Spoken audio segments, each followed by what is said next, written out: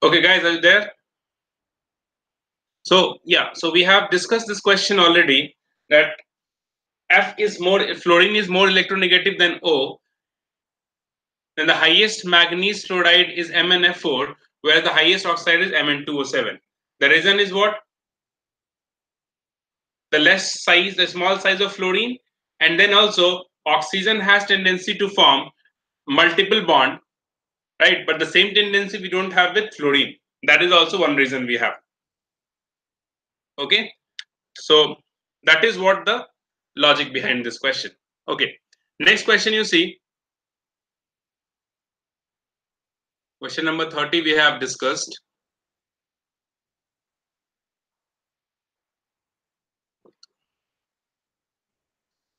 Okay, this question you see. A solution of glucose in water is labeled as 10% by weight. What would be the molality of the solution? Solve this one.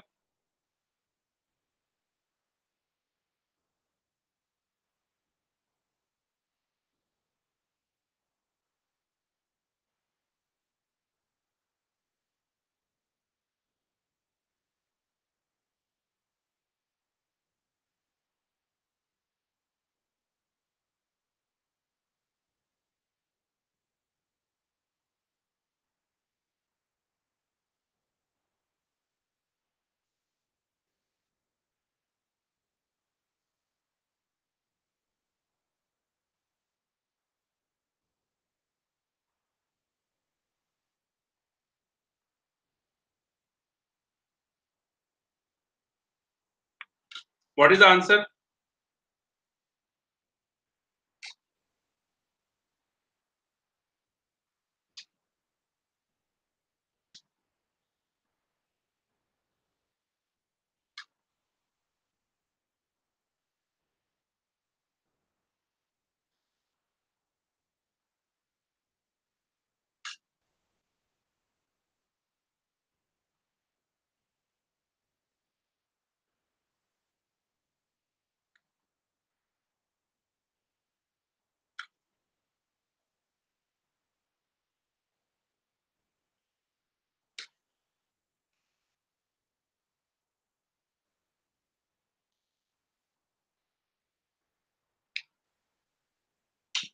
Done? Tell me, guys.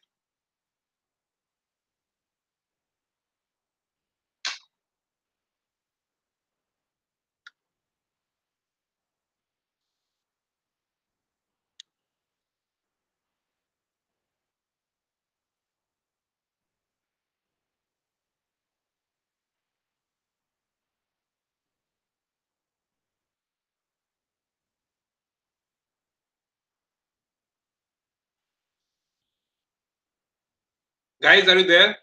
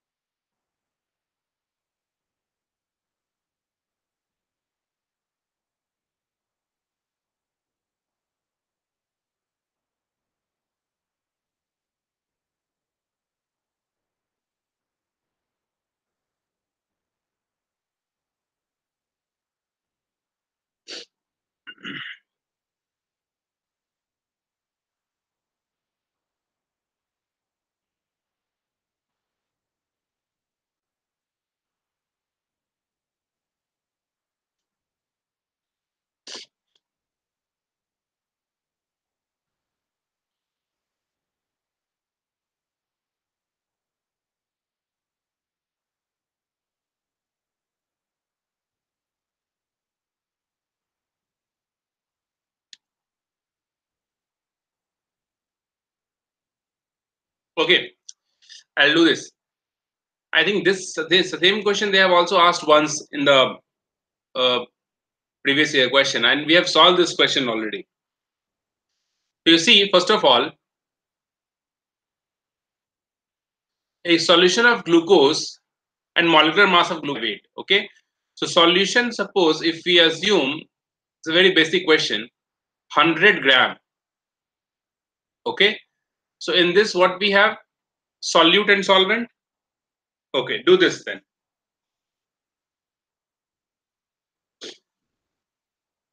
Solve. I'm waiting then.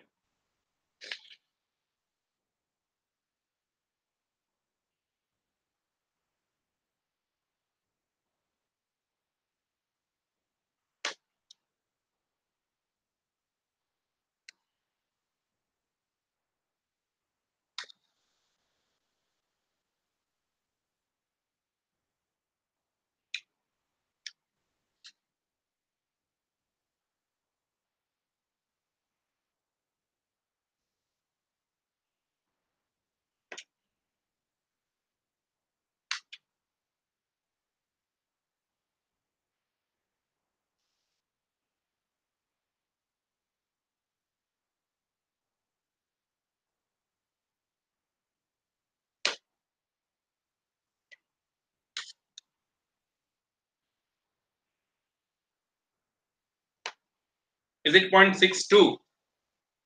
Yeah, I think it's close. Purvik, done?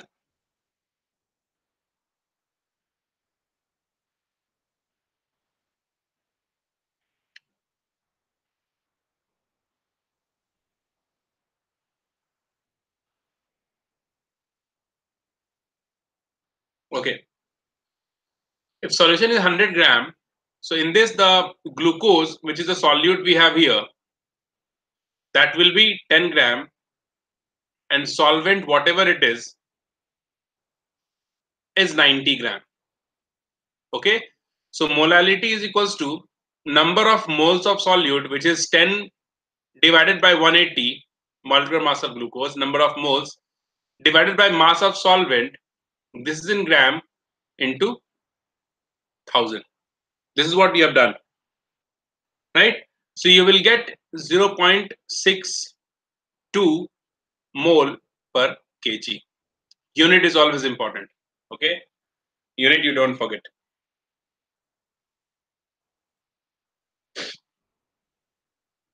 Right. Okay, next question you see.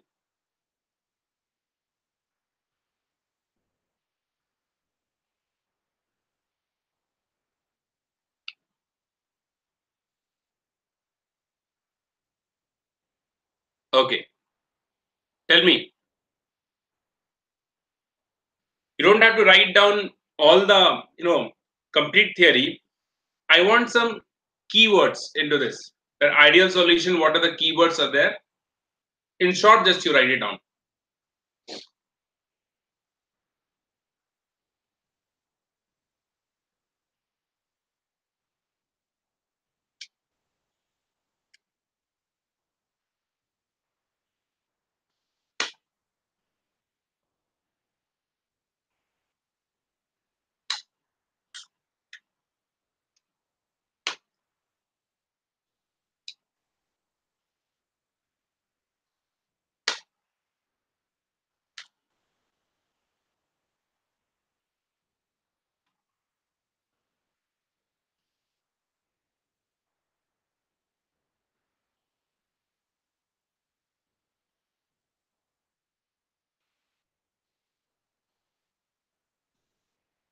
ideal solution that obeys Raoult's law.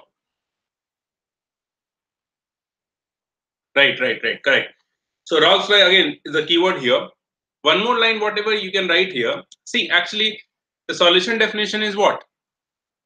If you have A types of molecule where we have A interaction and we have BB interaction. Like suppose this question is for 5 marks, okay, 5 or 6 marks. Each one of these will have 2 marks, like 1 to 2 marks here. 2 plus 2 plus 2, like this it will be. Okay. So you have, if you write down only one, probably you will not get the whole marks, right? So it's right that ideal solution are those solutions which obeys Raoult's law. But what is Raoult's law? That also you have to mention over there. Okay. And second thing is what? How a solution forms. We have one solute and one solvent. Where we have, suppose A is a solute, B is the solvent. So we have A interaction in pure phase, BB interaction in pure phase. But when you mix these two, we'll have what? AB interaction, right? So Raoult's law is what?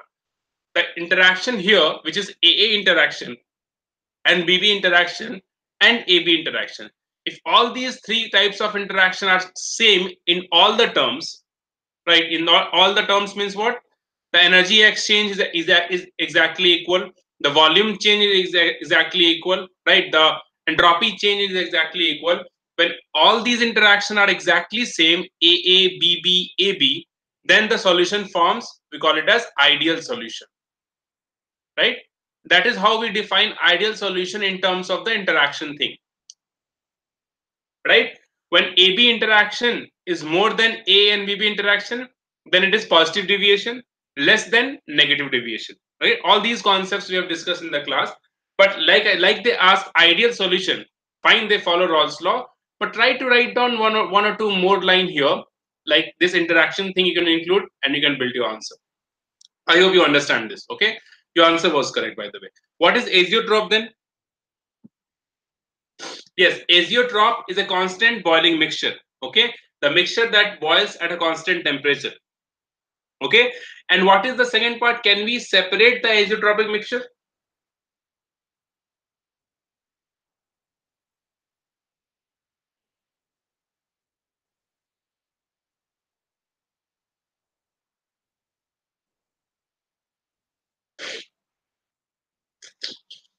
Can we separate the azeotropic mixture?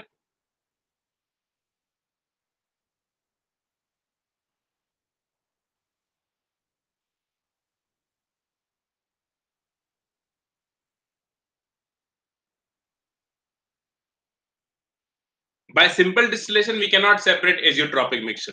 Okay. Any example of azeotropic mixture? Any example?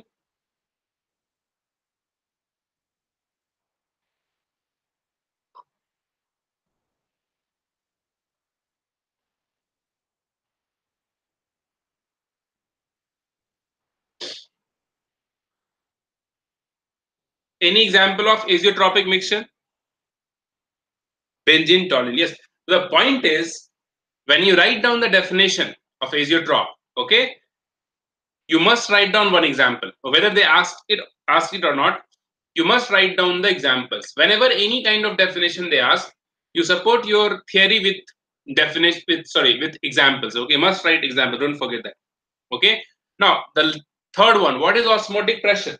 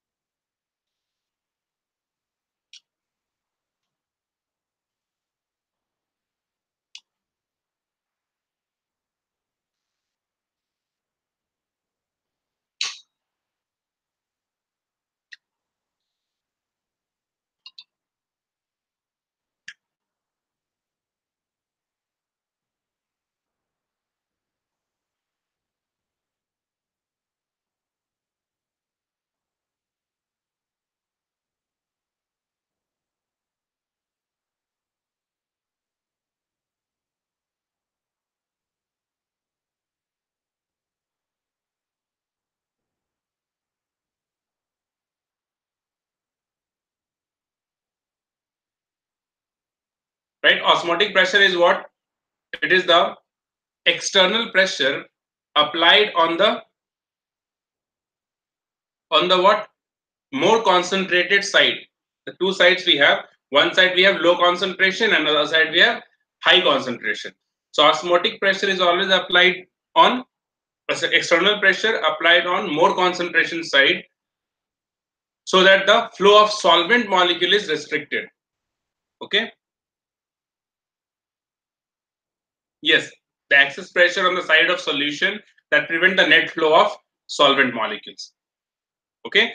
Again, in the exam, when you write down the definition, okay, the exact definition you have to write, whether you have to include the semi-permeable membrane also, right? And then you can define this osmotic pressure. Okay, I suggest you to go through all those, things that we have discussed in the class, or even in NCRT, you have to write down the definition same as is given in NCRT. Definition you have to write down from there. Anyways, these are the three questions which was based on definitions. Okay. Next one you see.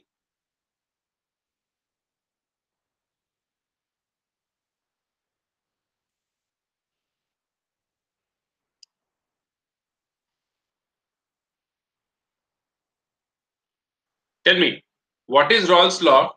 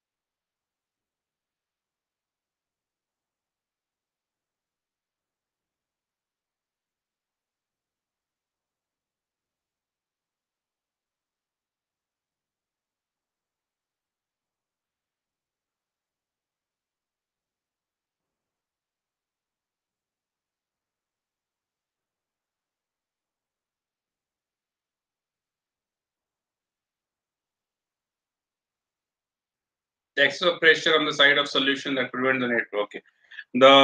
Which is the partial pressure is directly proportional to the product of mole fraction and vapor pressure.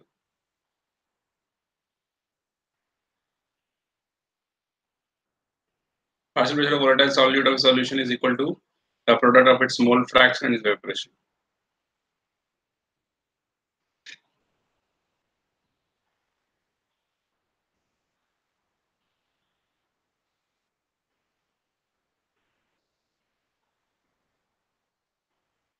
Okay.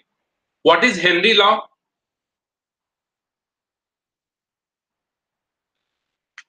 What is Henry's law? How can you relate? How does Rawls' law become a special case of Henry's law?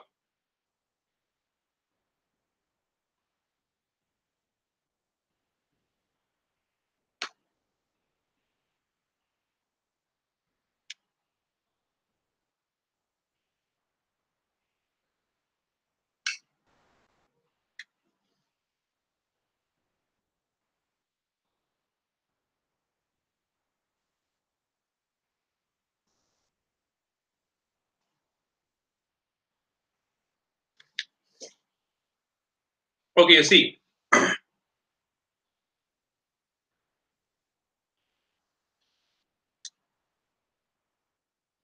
suppose we have a solution of two components A and B. Okay. And here what happens, the partial pressure of A is directly proportional to its mole fraction, right? And what we can write, PA is equals to some constant K XA.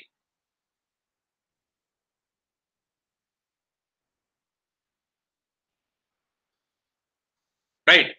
Now when XA becomes 1, right? When XA becomes 1, it means what? It means what? All A molecule is present in this solution. There's no vapor of it, right? So in this case, or what we can say, mole fraction of A is 1. It means there is no B present over here, right? If we write this XA is equals to 1, it means there is no B present here. It means the pressure exerted by A is the pure, is the, is the vapor pressure of A, because vapor pressure is what? Is the pressure exerted by pure A or pure component. Okay, there's no other component mixed into it. So when XA is equals to 1, the partial pressure of A becomes the vapor pressure of A. And then we can write K is equals to P naught A, right? If you substitute this here, the partial pressure of A, it becomes P naught A XA. Similarly, for B, we can write PB is equals to P naught B XB. And the total pressure, if you calculate, PT is equals to the partial pressure of A plus the partial pressure of B, which is nothing but PT is equals to P naught A XA plus P naught B XB. This is what the Rawls law we have. But you see, till here, if you see, it is nothing but the Henry's law for solution in liquid, right? This is Henry's law in liquid. But when we take a special case of volatile volatile components means what? One of the component will be in the vapor phase. It is not present in the liquid, right? So XA becomes 1 in that case if B is volatile. XB will become 1 if A is volatile. And with this, we are getting this, which is nothing but the Rawls law, right? So from this, we can say from Henry's law, we have defined Rawls law in case of volatile components. That's what the question is.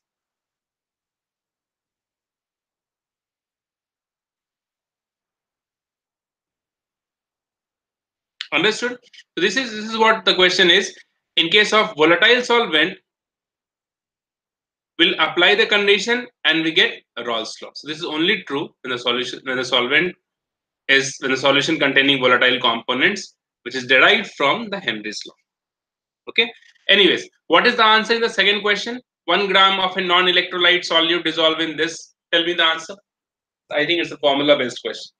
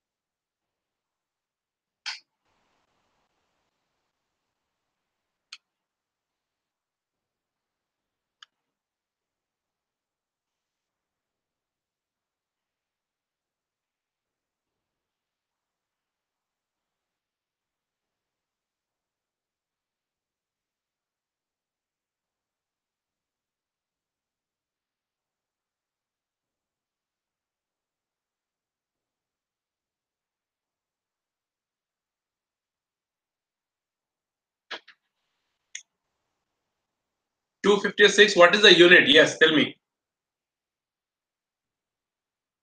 Gram per mole? Yeah, it's correct. All of you have got 256? Okay, I won't solve this. I'll just write down the formula. The formula we use here is what? Del TF is equals to KF I KF into M. You cannot, M is the molality. You can directly write here also del TF is equals to KF into M. I value is what? Is 1. Why? Because the solution is non-electrolyte. This is mentioned here.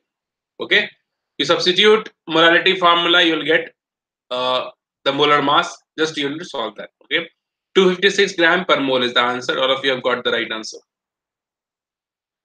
Next question you see.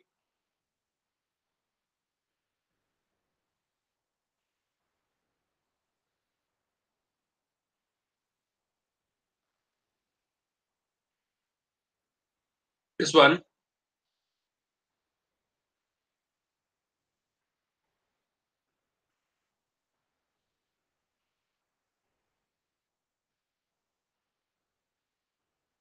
Which acid of each pair shown here would you expect to be stronger?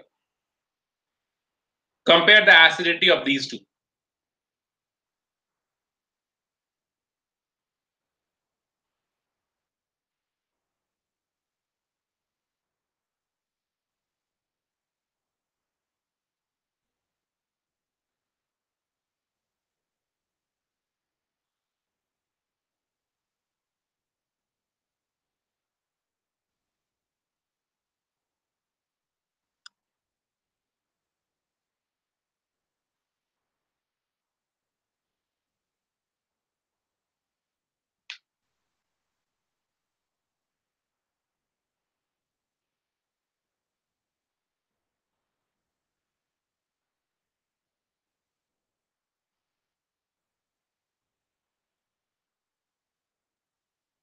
Yeah, because fluorine has more strong minus I effect.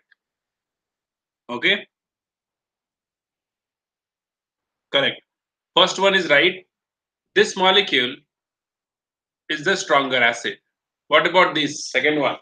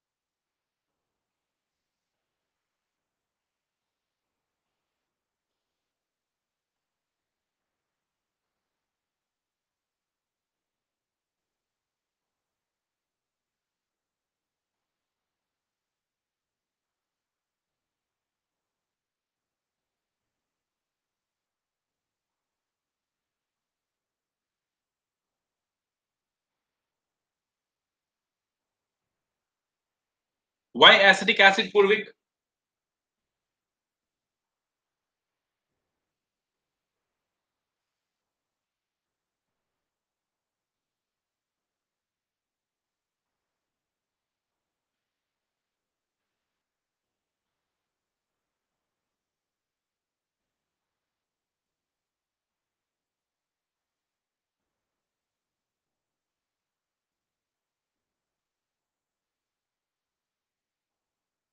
Purvik, tell me. Why acetic acid?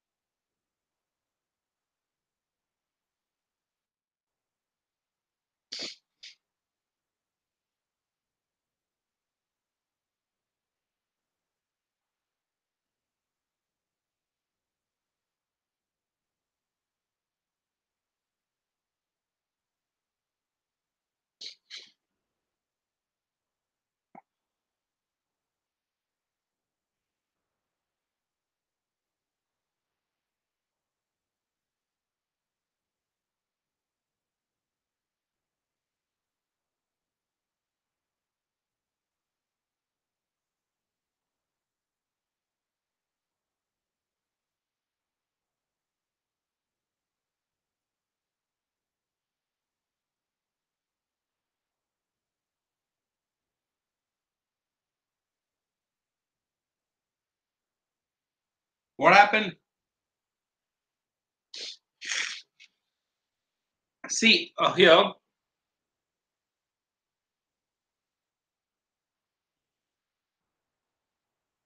when you compare the acidity of phenol and acetic acid, okay, so the conjugate base of this acid will be phenoxide ion, O minus, and for this the conjugate base will be acetate ion,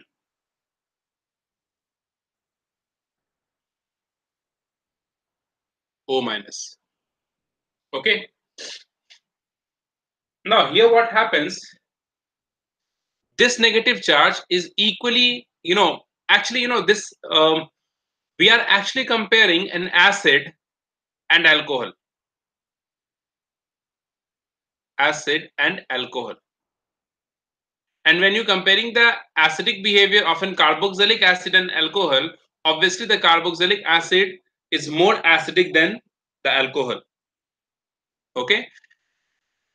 If you talk about the resonance effect here, right, then we can say that phenoxide, this phenol is more acidic than this. Okay.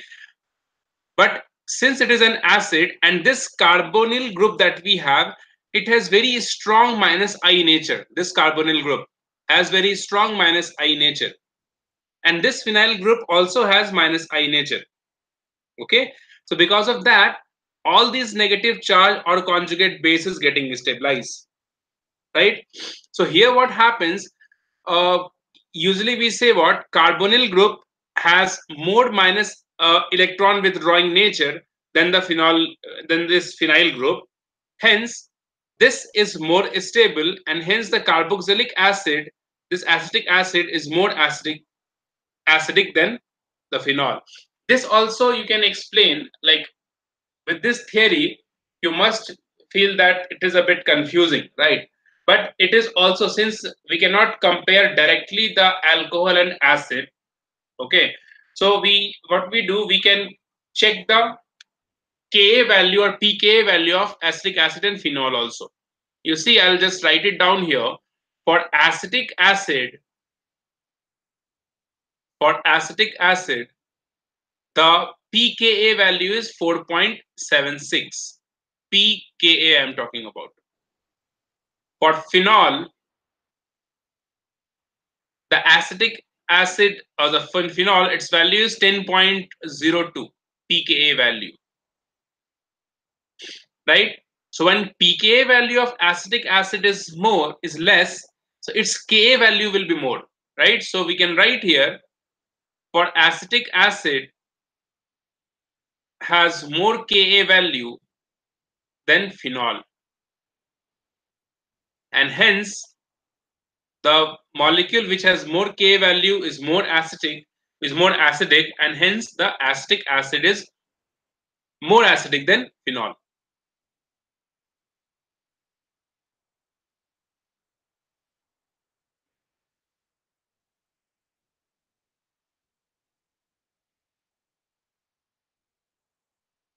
Right. So this we can define easily with the help of pKa value.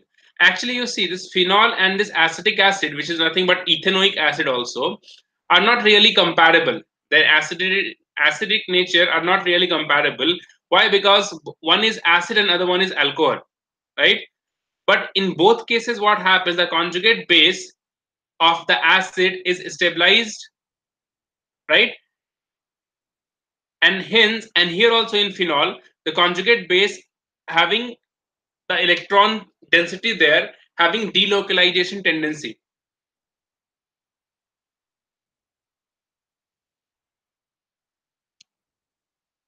right?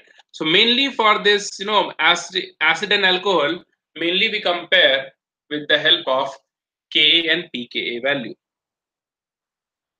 right? So this is what you have to keep in mind.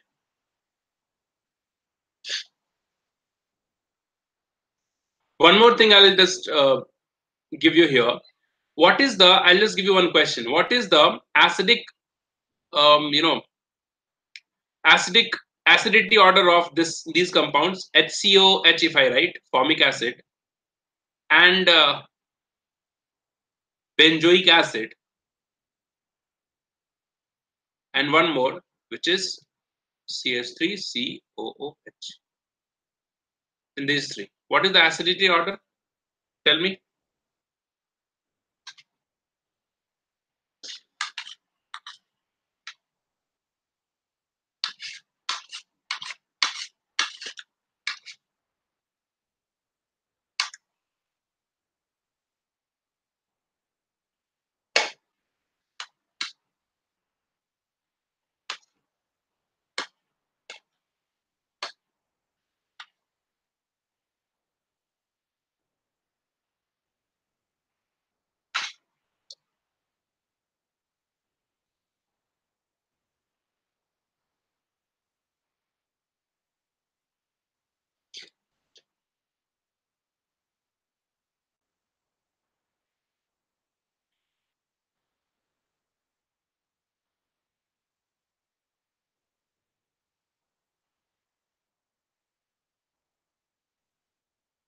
Three, two, one.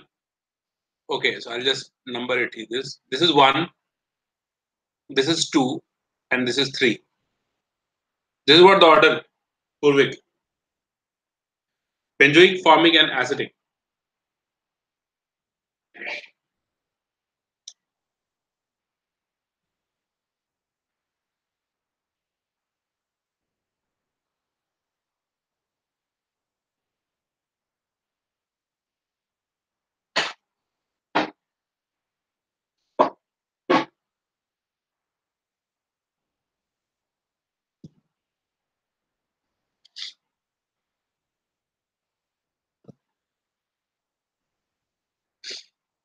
Okay, all the answers are wrong. All of you. This is Purvik and Shreyas. See, two things here it is important.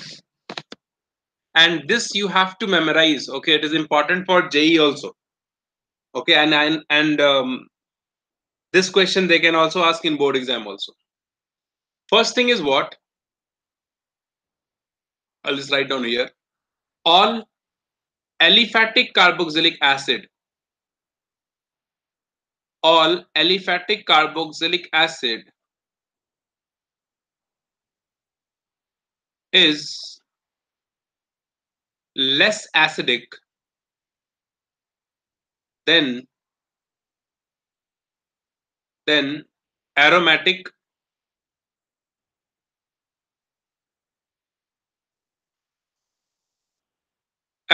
or we can say cyclic would be a better word. I think cyclic carboxylic acid. No, aromatic only, you right. Carboxylic acid, except one, which is HCOH. Okay, formic acid is the member of aliphatic carboxylic acid. We have a straight chain compound. Okay, and this we have aromatic carboxylic acid, benzoic acid. Okay, so all aliphatic carboxylic acid except this formic acid are less acidic than aromatic carboxylic acid. But what happens in HCOH? Here we have equal resonance, right? So in case of equal resonance, the conjugate base is highly stable, and that's why it can lose this H plus ion easily. Okay, so what you have to keep in mind simply, if you keep this thing in mind that aliphatic carboxylic acid is less acidic than the aromatic carboxylic acid except formic acid. So when you have this question, obviously we know this formic acid is more acidic than the benzoic acid, which is more than any aliphatic carboxylic acid. Here in this case we have acetic acid. Order will be 1, 2, and 3. So this is one kind of exception you can keep in mind. Is it clear?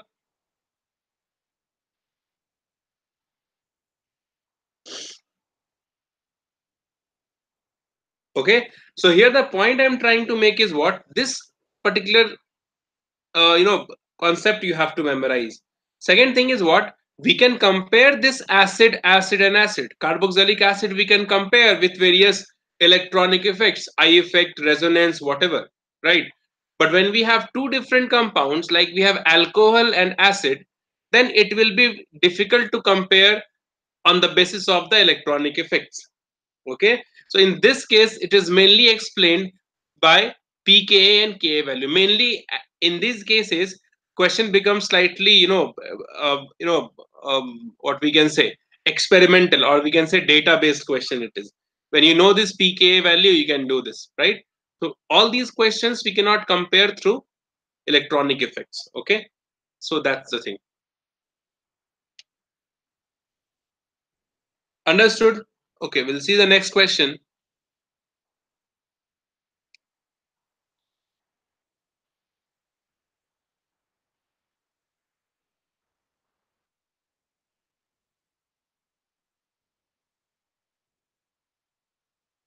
Write down the product.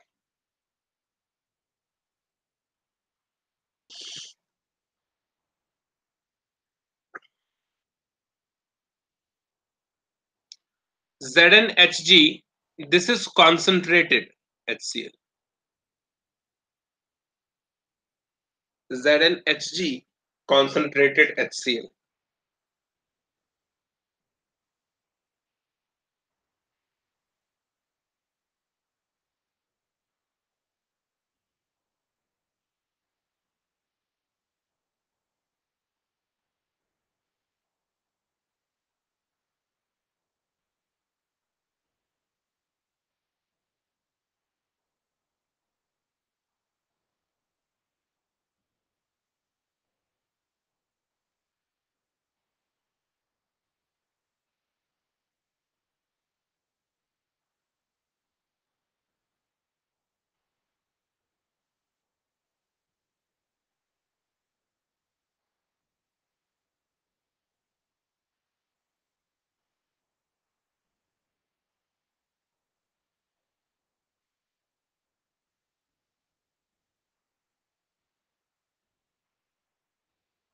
One thing is, I think, missing here. One correction I think we should write.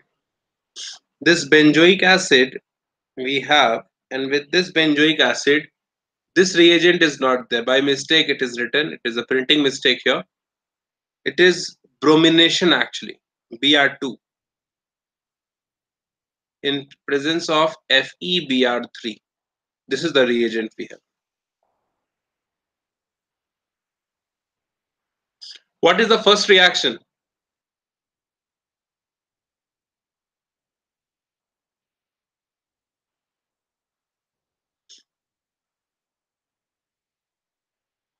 The first reaction is Clemmensen reduction.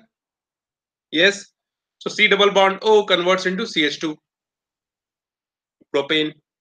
Second one is what? Acetyl chloride, Rosenman reduction, right? Rosenman reaction, so it gives you aldehyde. So CH3CHO. What is the last one?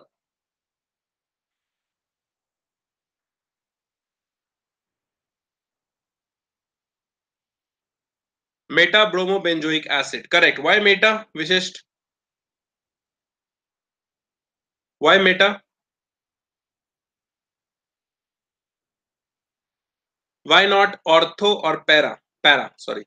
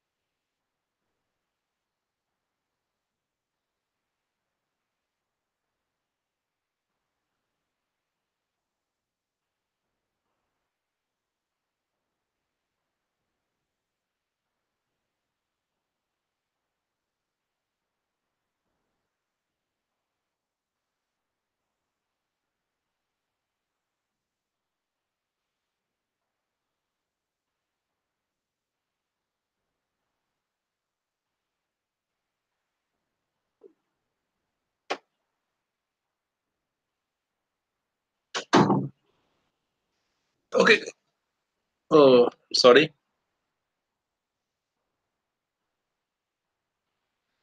COH reduces density at orthobenzene. Correct. Since COH has an electron withdrawing nature, and we know in resonance, and COH withdraws electron through resonance, right? And we know resonance has major impact or effect on ortho and para position, right? So if this group will withdraws electron, so it will withdraw more from ortho or para position. So what we can say, the meta position becomes comparatively more electron rich here, right? And that's why the bromine will attack at the meta position. So we'll get meta bromobenzoic acid here in this reaction. This is simply Rosenman reaction. The product here will be CH3CHO. Here it is propane CH3CH2CH3 Clemenson reduction, and this is meta bromo product, which is nothing but the bromine here and COOH. Okay, so correct.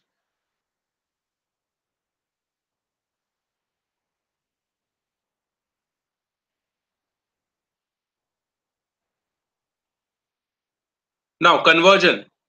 Do this conversion. Propanone to propane to all.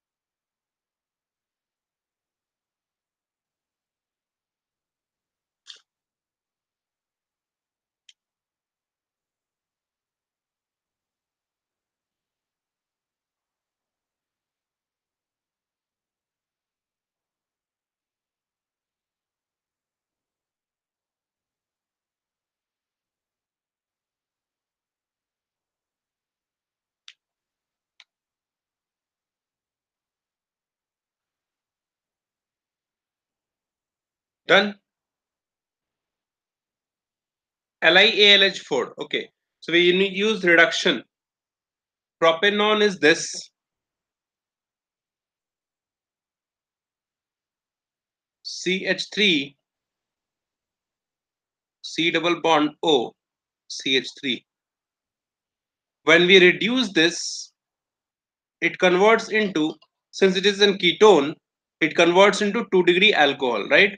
So we'll have the product here CH3 CHOH CH3 propane to all. Okay. And how this conversion is possible?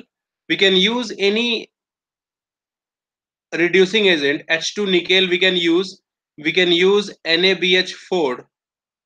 We can also use what? LiAlH4. Any of one of these reagent we can use, and we'll get the desired product.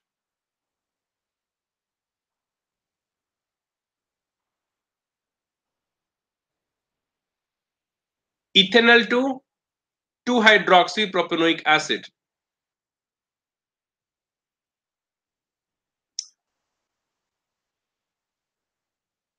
Ethanol CH3 C double bond O H.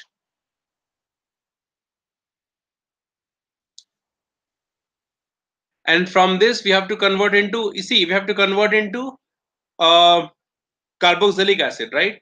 So if I use HCN first, then we'll get cyanohydrin. See, if you want to convert this aldehyde into acid, this is one of the best way. CHOH, cyanohydrin. And we know this cyanide group under acidic hydrolysis, H plus H2O, converts into COOH. converts into COOH, right? But there is one more thing here. You see, HCN we have used, and then we use this, so this convert into CH3, CHCOOH, OH.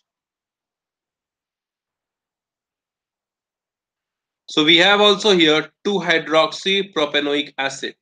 2-hydroxypropanoic acid. Understood? Toluene to benzoic acid. It's a direct reaction. Toluene is this, and we use what? We'll do oxidation with KMnO4, H plus. So this converts into COOH. Toluene to benzoic acid.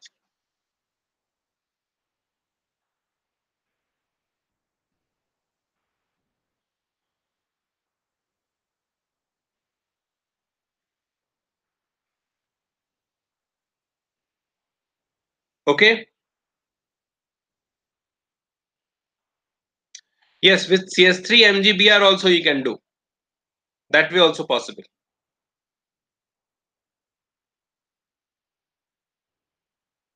Which one?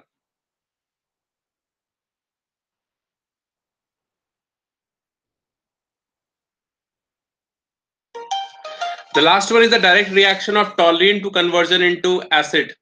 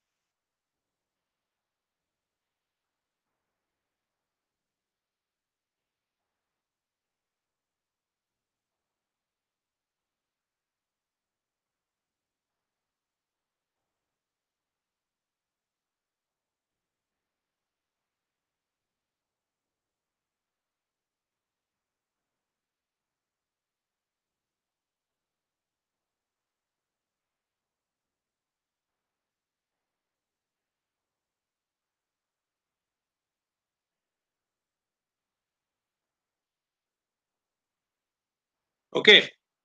So it is actually a direct reaction mechanism you can see, or there is one more thing you can see. I just written it in the one single step. Actually, what happens, this toluene, which is the same reaction actually, when you heat this with KMnO4 in presence of KOH, KMnO4 in presence of KOH,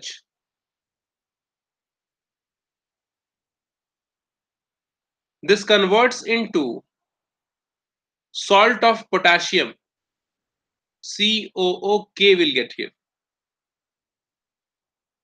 Insertion of oxygen takes place, H2O goes out, H plus goes out here.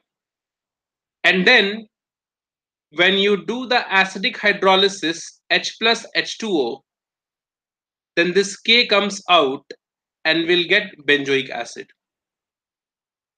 So this is the complete reaction we have, which you can simply write here all the reagent, and then in one single step you will get COH.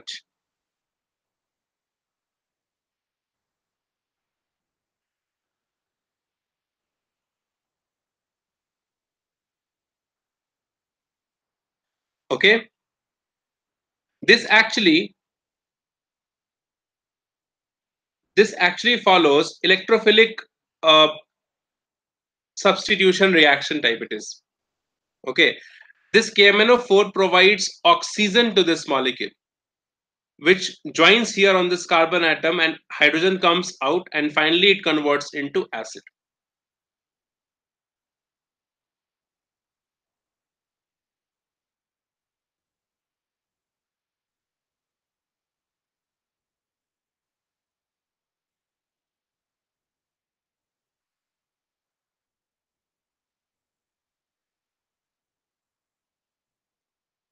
Okay.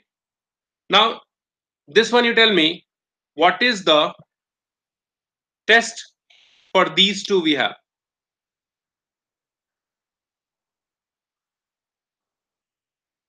If you have doubt in this, I will share one pic image for this mechanism. I'll send you on WhatsApp. Okay, this reaction. If you have doubt, I'll send you on WhatsApp. Okay, once we'll finish this class. Okay, after the class, I'll send this uh, one step by step reaction given over there. You can see that. Okay, I'll send you the image. Yes, yes, I'll send you the image, or you do this. I'll just send it to you now only. How do we convert this pentane 2-one to pentane 3-one?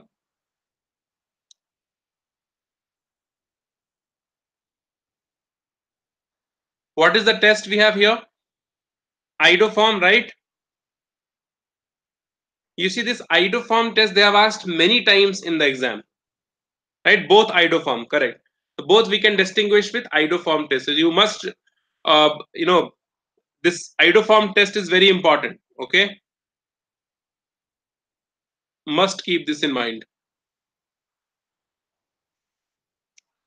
Next question, you see.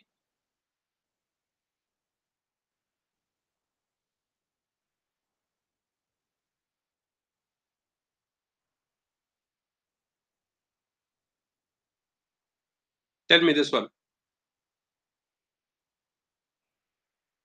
Oxygen is a gas, but sulfur is a solid.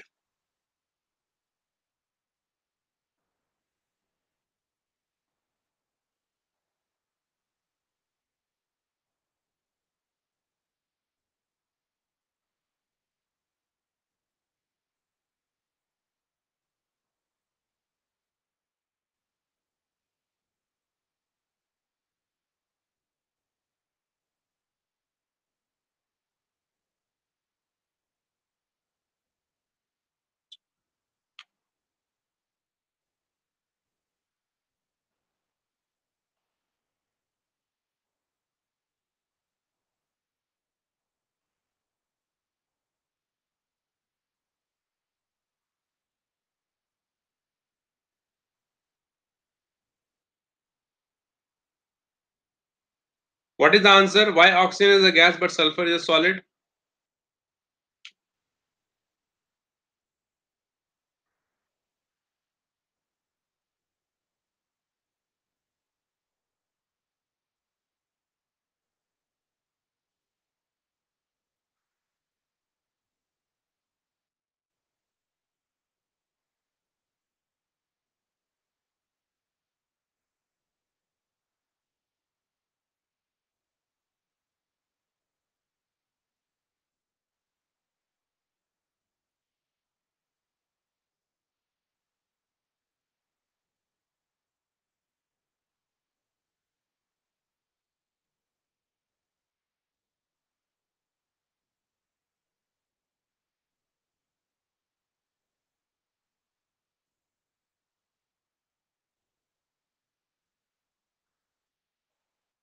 Yes, correct. Sulfur exists in polymeric form.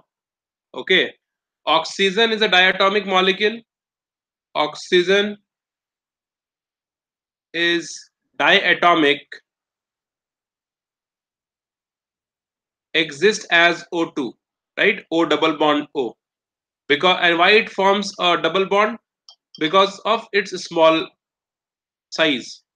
But sulfur exists in polymeric form with all single bonds, polymeric structure, and hence it is stable. Single bond is more stable, and hence it is solid in nature. Okay, in polymeric structure without single bond. Why O3 acts as a powerful oxidizing agent?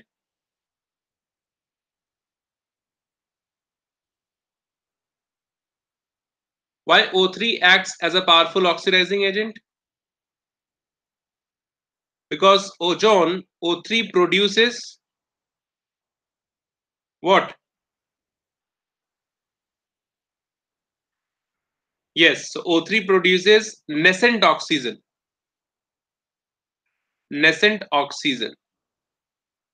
That's why it is a powerful oxidizing. And nascent oxygen we write like this in a bracket.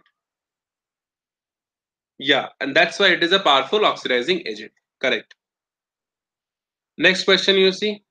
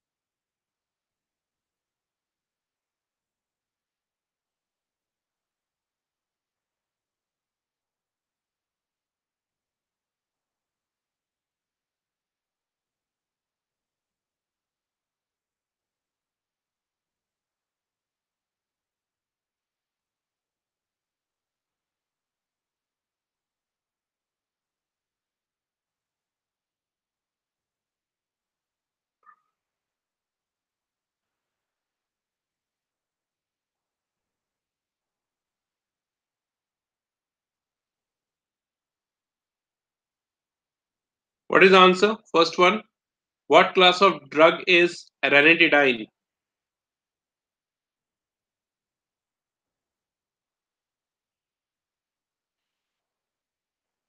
Yeah, second one is detergent. Yeah, ranitidine is a antacid. Water contains dissolved Ca2 plus ion out of soaps and synthetic detergent, which will you use for cleaning clothes? It's detergent, right? Second one, detergent. And this is again the experimental thing, which is the following is an antiseptic. 0.2% phenol is an antiseptic. This is important also. I have seen this question in a NEET exam also. Okay, 0.2% phenol is an antiseptic. Okay, so this is a antacid. You have to memorize this. This is detergent and this is antiseptic. 0.2% phenol.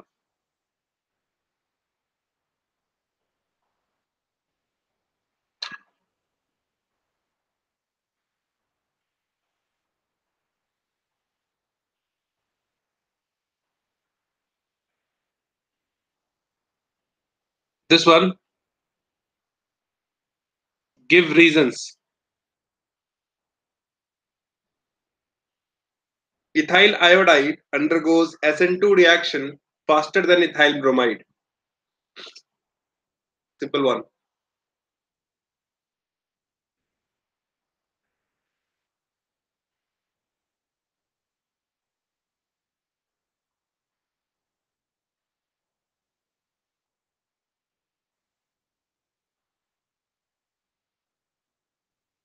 Better living group than bromine. Correct.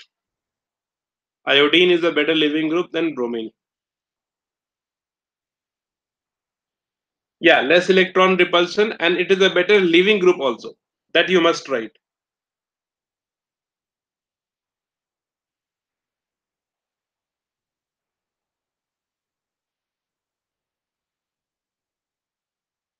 Yes. Next question. 2-butanol is an optically inactive. Why?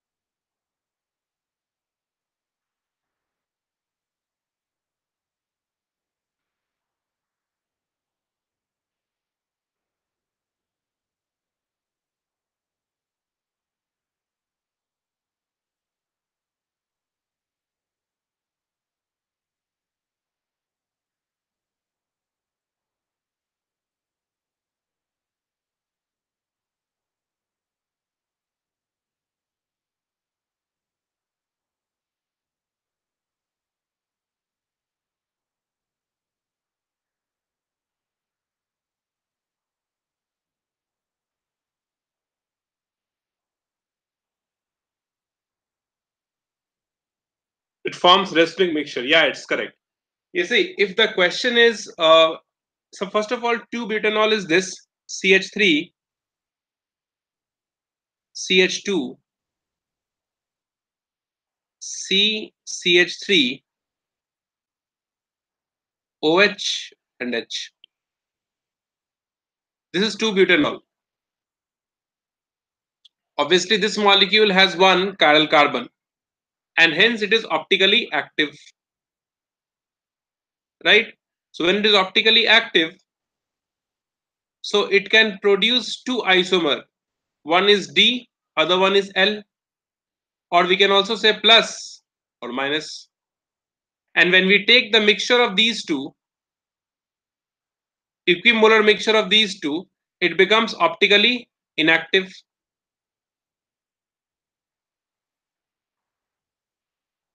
However, this is not mentioned over here. It simply says plus minus 2-butanol is optically inactive. It is very understood here that we are taking equimolar mixture of these two. Number of moles of D and L or plus or minus is same. Then it forms a racemic mixture. And we know racemic mixture is what? It is optically inactive. So that's the question. Understood?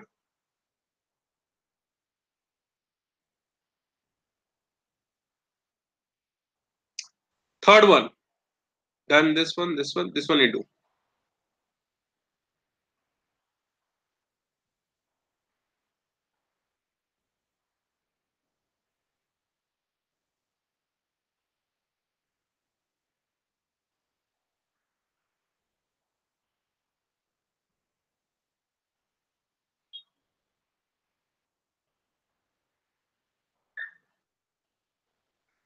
Partial double bond forms due to resonance, and that kind of resonance is not possible here in alkyl halide.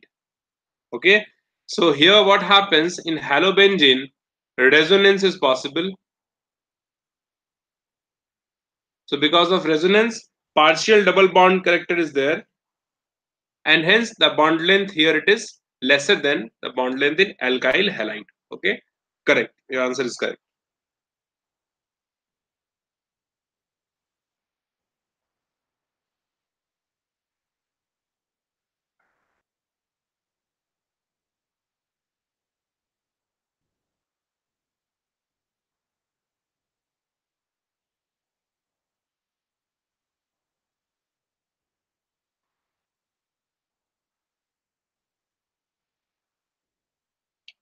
What is meant by crystal field splitting energy?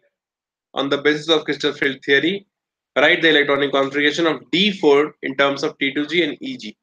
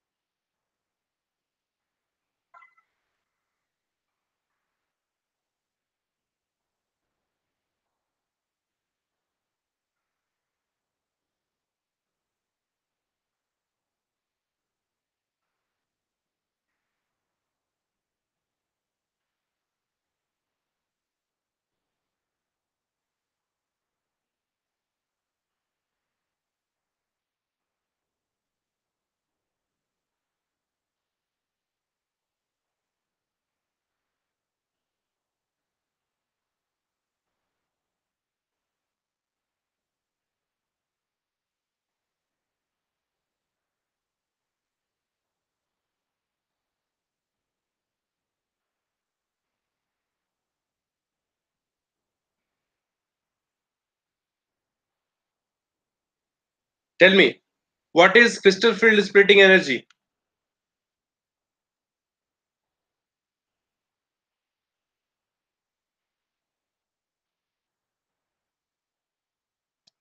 Crystal field splitting energy is the energy difference.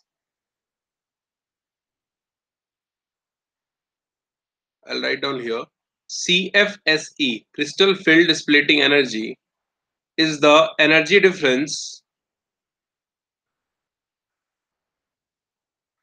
between Yeah, between the two sets of d orbital, or we can say between T2G or EG orbital. No, this is not. Yeah, we can say T2G and EG orbital. Or the best way to say is what? Energy difference between the lower energy d orbital and higher energy d orbital. Right? Lower energy d orbital and higher energy d orbital, that also we can say. Now, d4 configuration means d orbital has 4 electron, right? So in case when this delta O, it's not, it's delta O. O stands for what? Octahedral complex. If you remember, in case of tetrahedral, we'll write del T over there. Tetrahedral. So it is not del naught, it is del O, octahedral complex. Is greater than P. What is P here?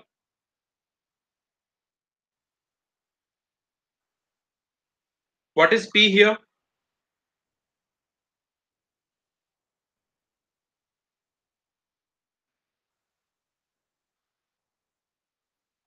What is this P? Tell me. Average pairing energy. Okay.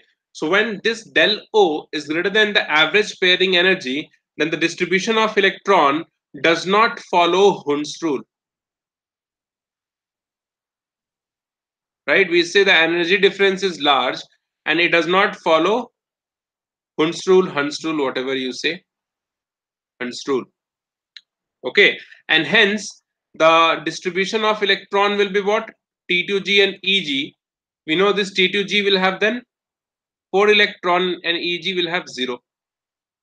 This is the distribution of electron in case of this, right?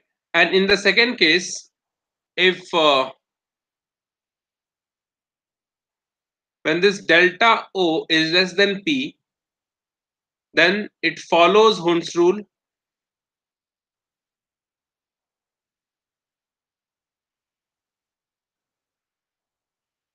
right? And in this case, T2G and EG orbital we have, T2G will have 3 electrons, 1, 1, 1, and then 1.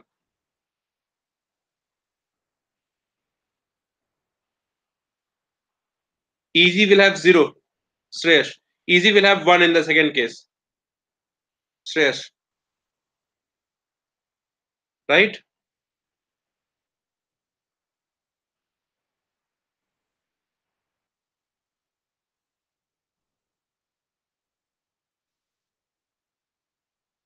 Next question.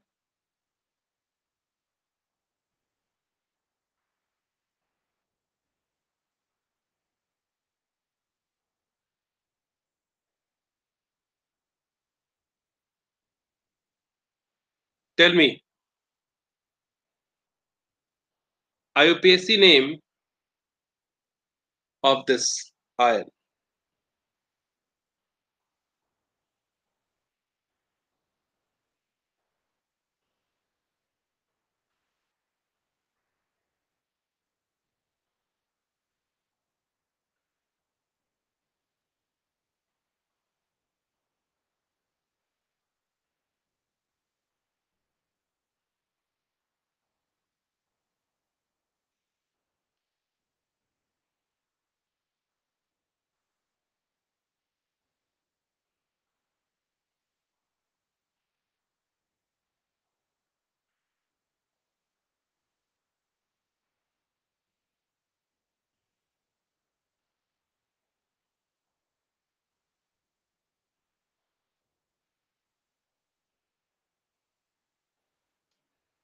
Tetrachloridonickelate ion. Oxidation state is 2, correct. But don't write this 2. I understand you have written the numerical 2 here, but you have to mention the oxidation state like this, right?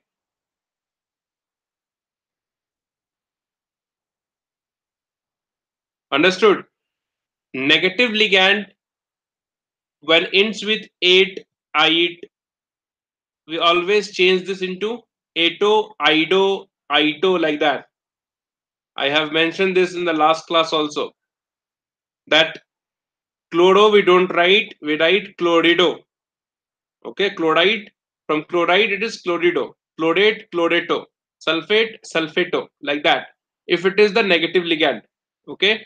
So tetrachlorido nickelate 2 ion. The name of this will be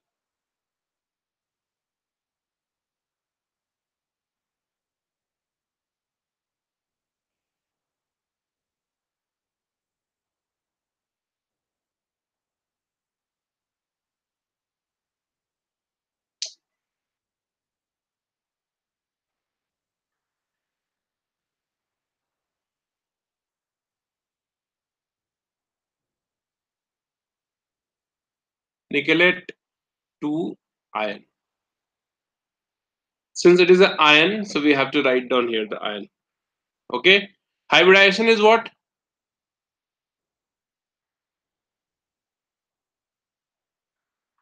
Yes, it is sp3. How do you find out hybridization here?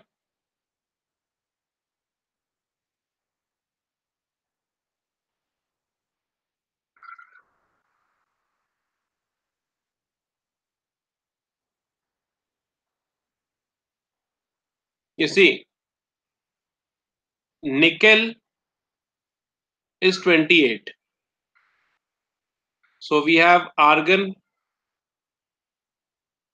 4s2 3d8. And Ni2 plus will be what? Argon 3d8. So 3d8, you see, this is 3d orbital, 4s, 4p.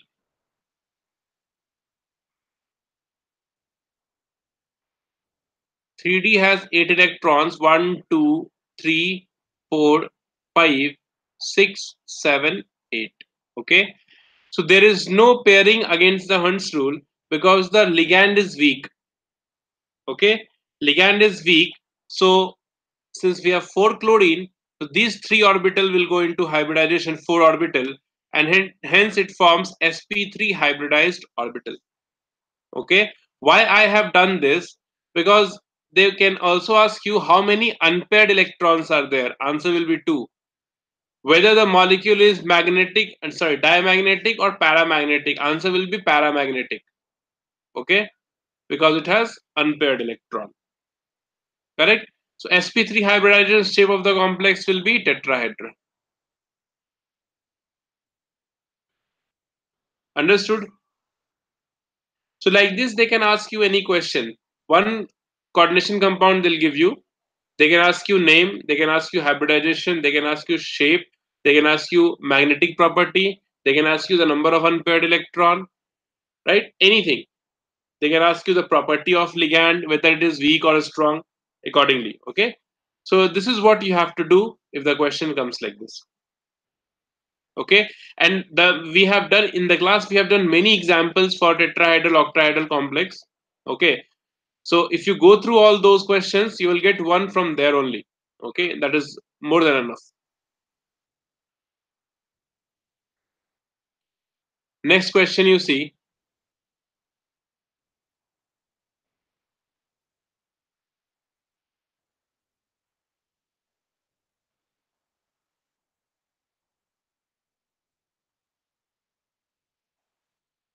rate of a reaction becomes 4 times the temperature changes. Just calculate the energy of activation. Oh, it's a calculation. Solve this one.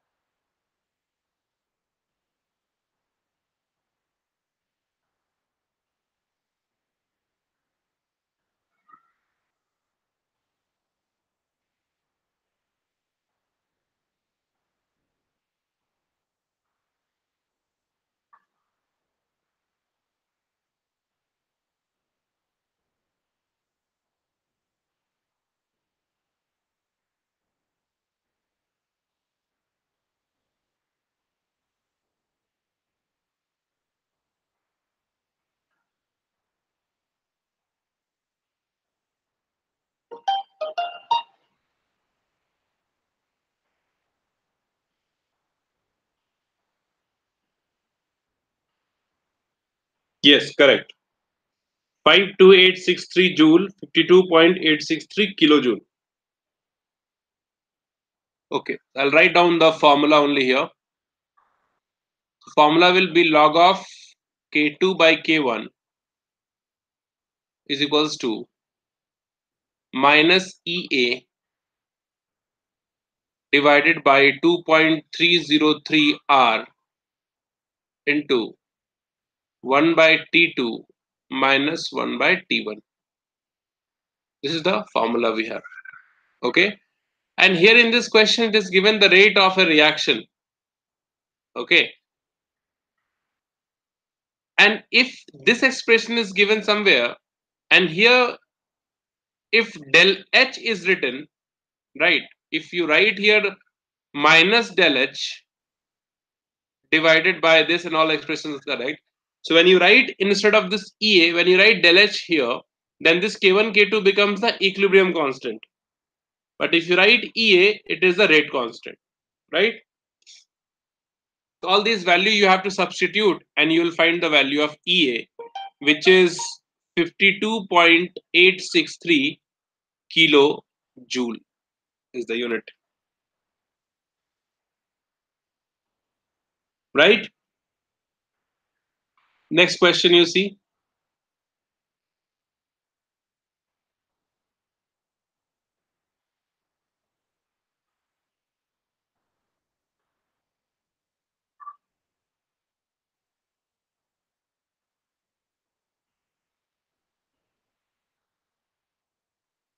Write the product here.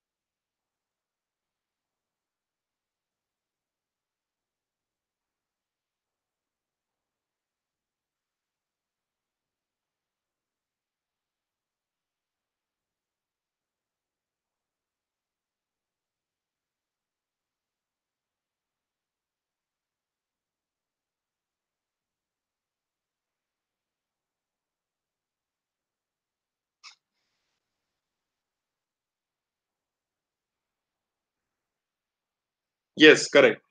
The first one is benzene with S3PO2 and H2O. Reduction takes place, and from this disonium salt will get benzene.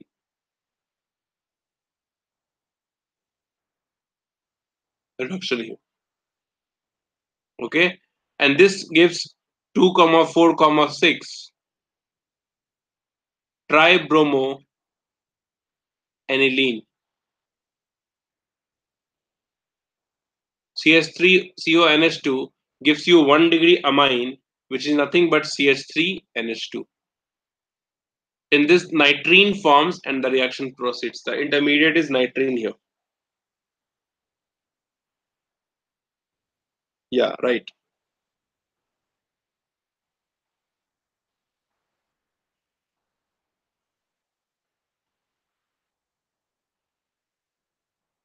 It's abstract one.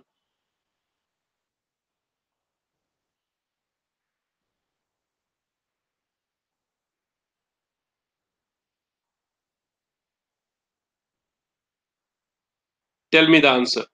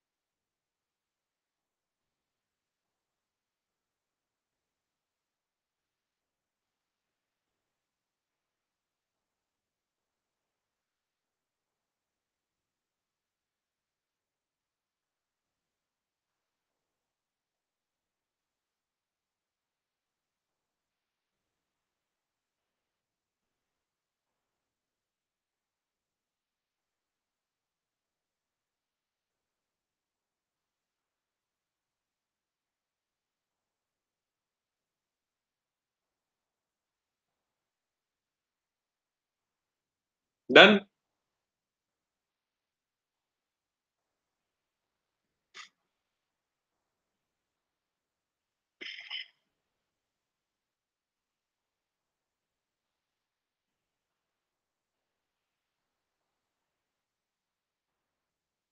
$1.93. No, I don't think so.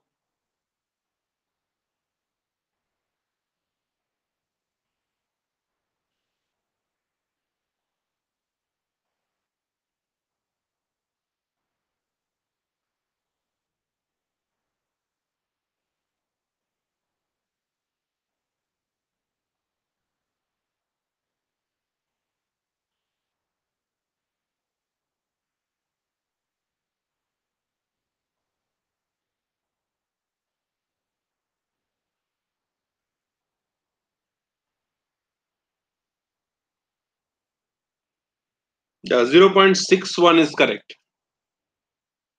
You see, you must have mistaken over here this two term. When you add these two half equation, the overall equation becomes what? Cu2 plus aqueous plus 2Ag solid gives 2Ag plus aqueous plus Cu solid.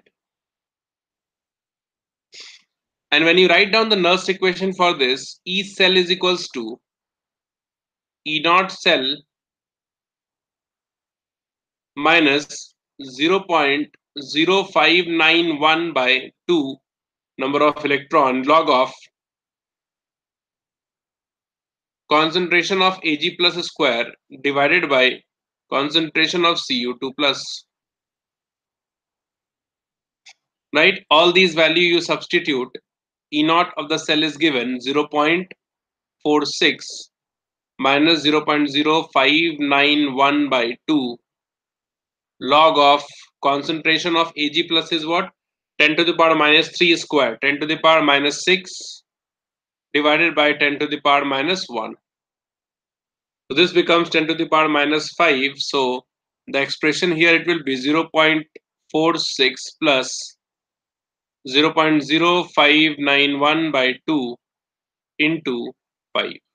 This is what the answer you'll get 0.6077 approximately is the answer. 0.6077 volt. Is it the expression Visist?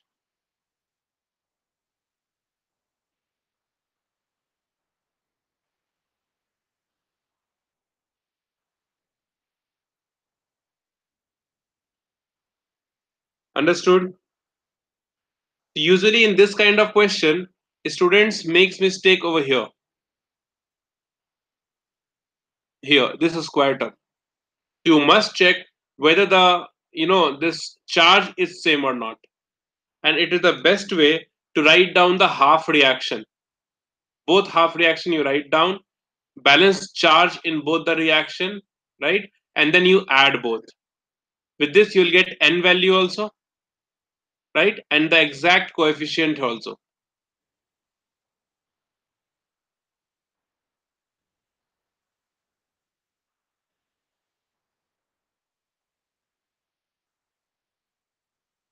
So it's 0.0591 only. Okay, next question you see.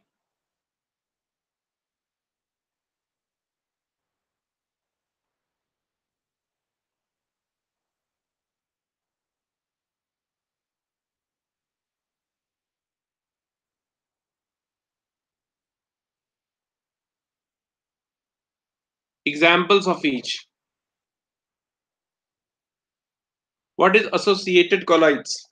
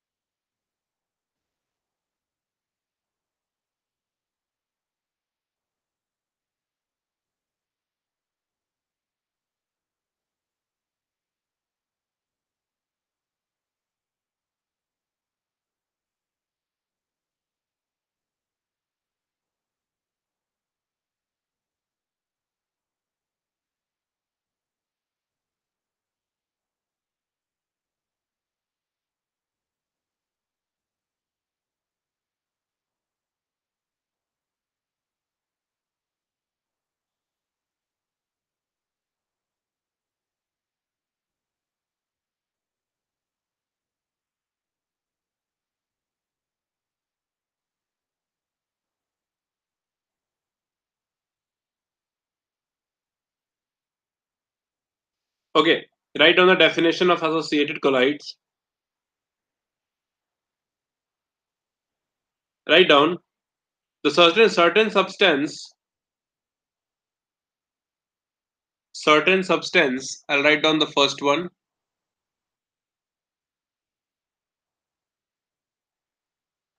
Certain substance forms true solution forms true solution at low concentration. At low concentration. But as the concentration increases,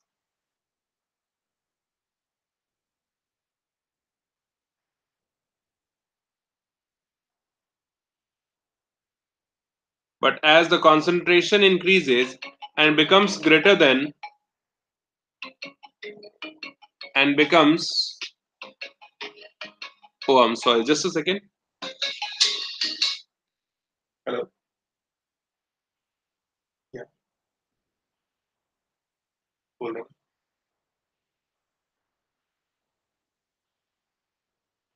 बोलो.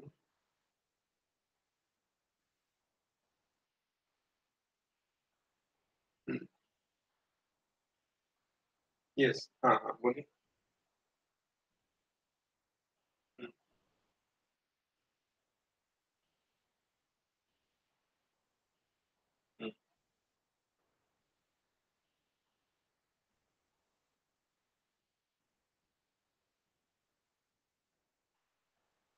कौन सा card हो जाएगा?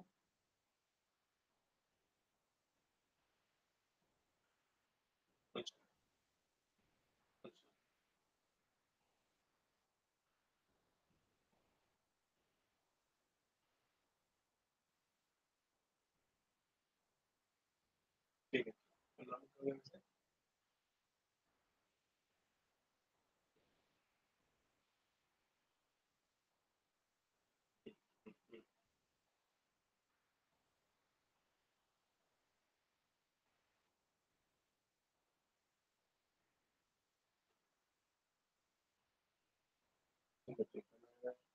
आपको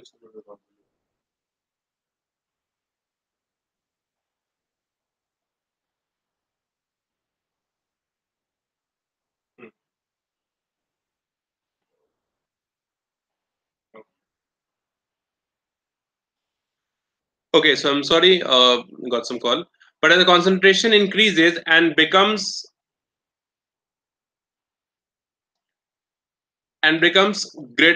greater than the critical sorry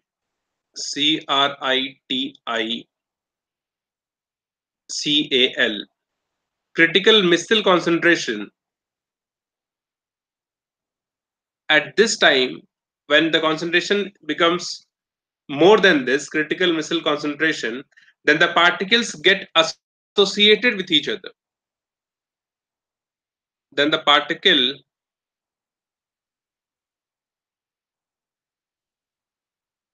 gets associated and forms colloids.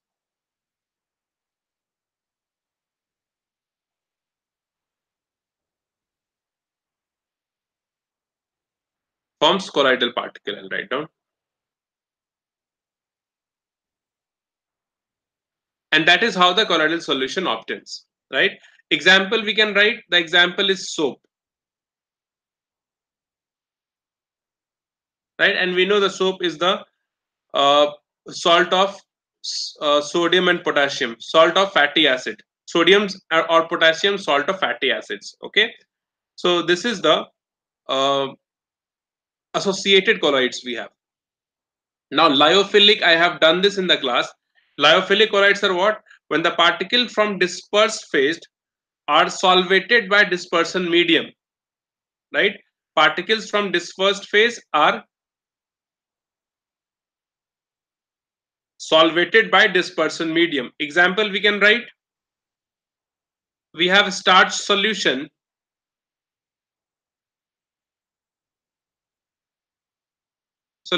in H2O.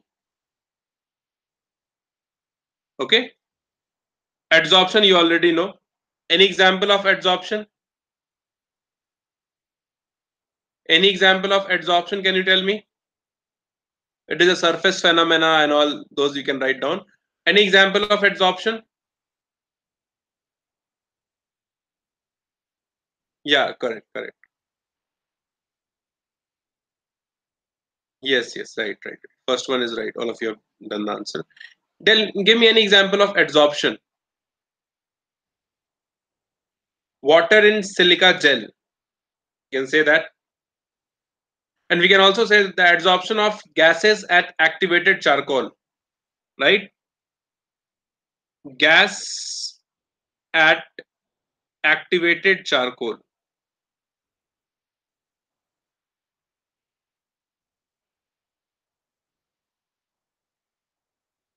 You must have, if you recall the hydrogenation process, there we used catalyst as platinum and palladium.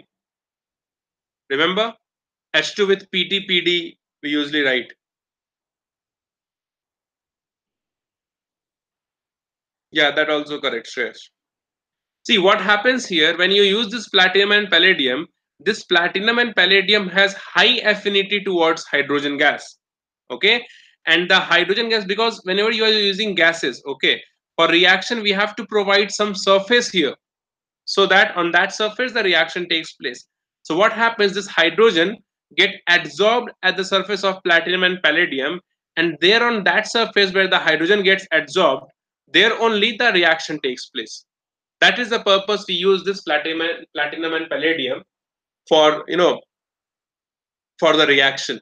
Okay, so these catalyst has high affinity towards hydrogen.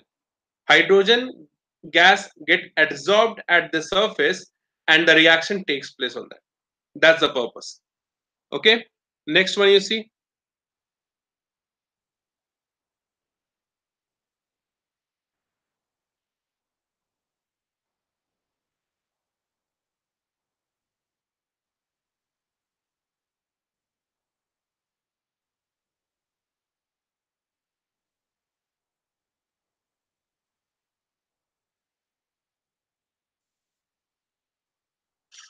Zone refining and vapor phase refining. What is that?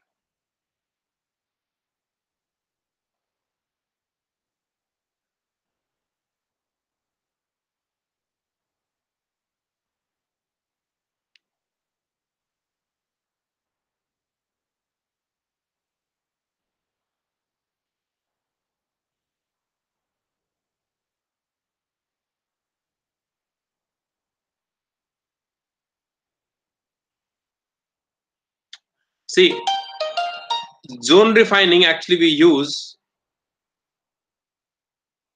just 2 points I'll write down. Okay, you also write down these 2 points. Zone refining we use when very high degree of purity is required. For high purity, I'll write down. Okay, high degree of purity. In short, I'll write down high purity. Right. Also, what happens? The impurities have lower melting point than pure metal. This is also useful when impurities have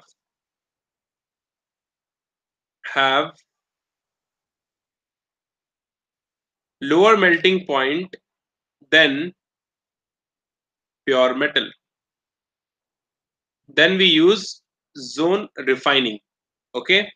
What is this vapor phase refining?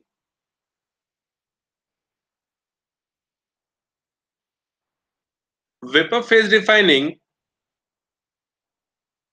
in this what happens, the solid molecules or the solid particles converted into vapor, and this takes place by chemical reactions. Converted into vapor by chemical reaction, and when we heat this vapor at high temperature, this vapor at high temperature gives the metal.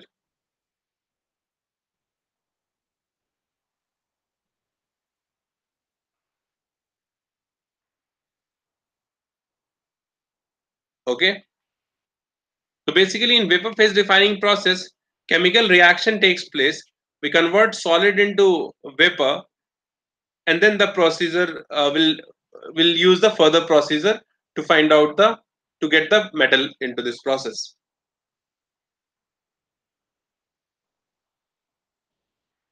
Next one you see,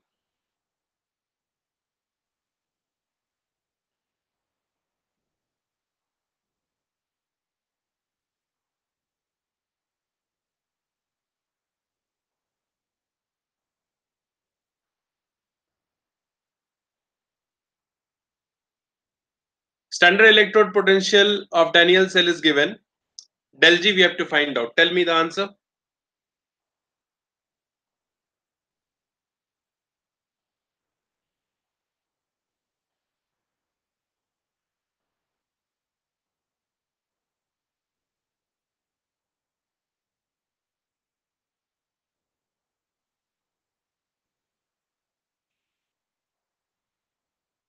Tell me fast.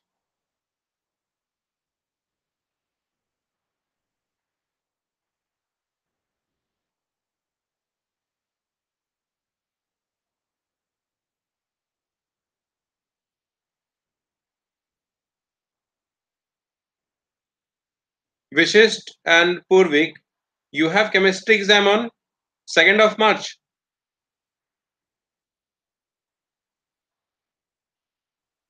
When you have chemistry exam, Vishist, Purvik, and Shreyas, you also tell me.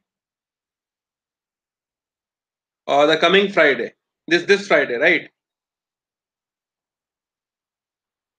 Okay, this Friday. What about Shreyas? 12th of March. Is it Shreyas?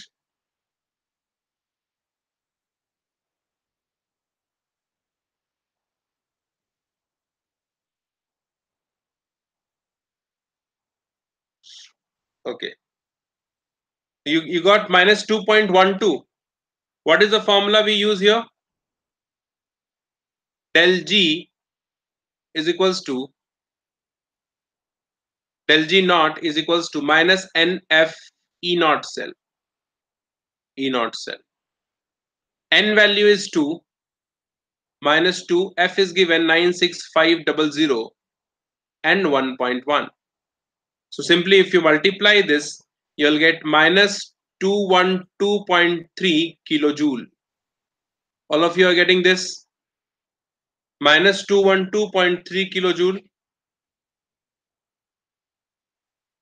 You're getting 2.12.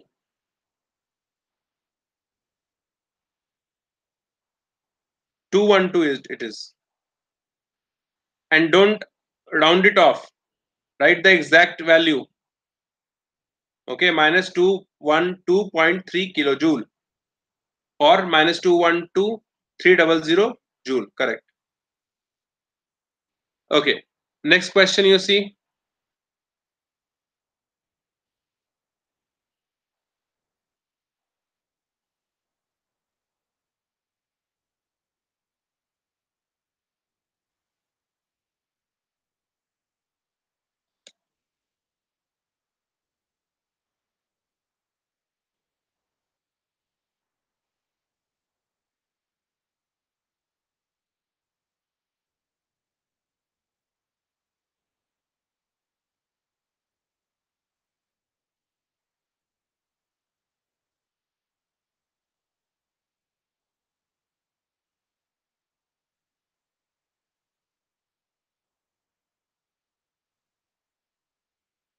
What is the order of the reaction?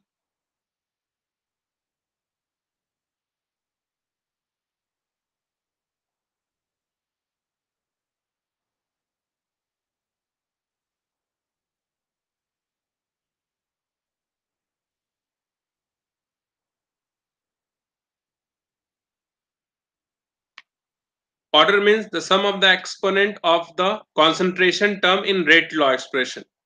Okay. The rate law is given here. Order is equals to 1 by 2 plus 2, which is nothing but 2.5. Okay. Now suppose one thing, if they don't give you this expression and they ask you what is the order of the reaction, what is the answer then? If suppose this rate expression is not given and they ask you what is the order of the reaction, this reaction is given, what is the answer then?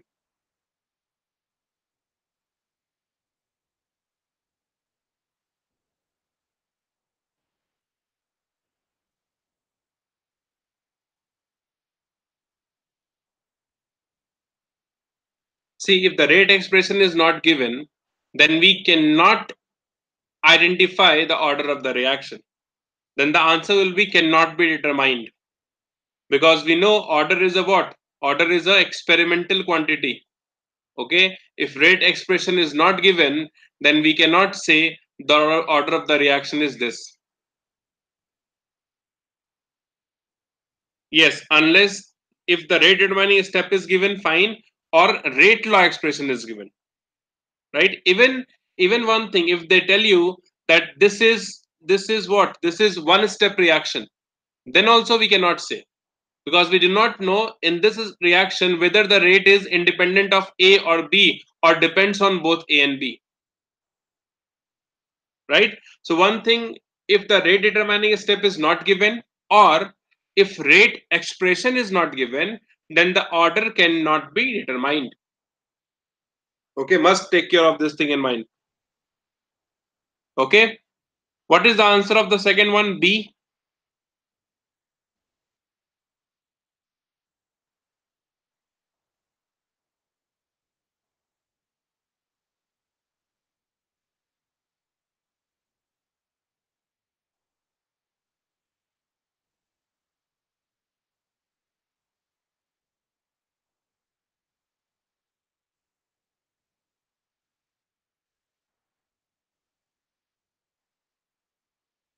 T half for first order is equals to what? 0.693 divided by K. That's what, right? Just you have to solve this. Whatever answer you are getting, I think it's correct.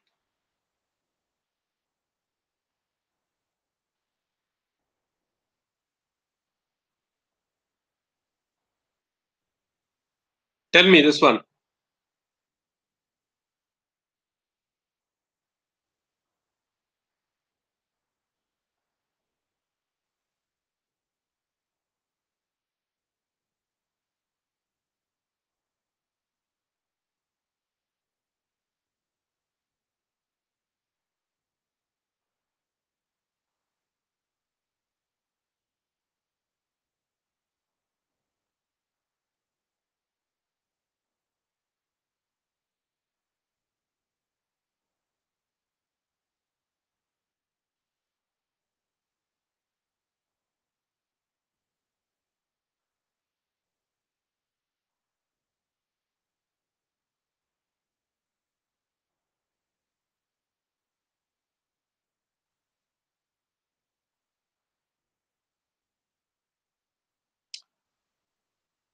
What is the relation we have? We'll just write down the phase diagonal,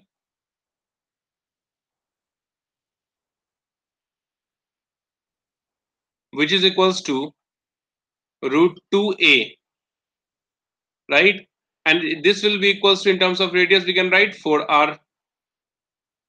So a is equals to what we write, the relation for FCC, 2 root 2r.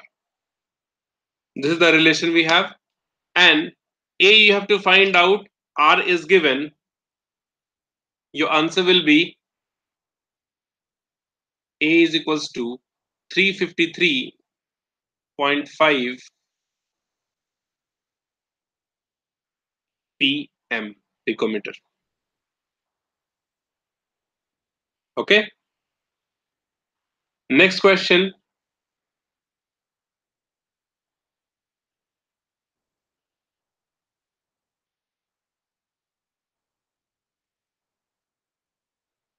Structure of the molecules. I will draw. Okay, because I can't see. Uh, we have for XCF6, we have one lone pair. If you draw the steric number, if you find out, will have F here and one lone pair will have here. This is the structure of XEF6 we have. No, okay, sorry. So, okay, fine. My bad. This lone pair I'll draw here.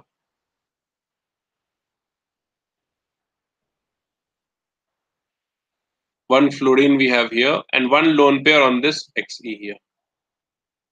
Right? 8 for xenon, 7 into 6 divided by 8. So it is 50 by 8.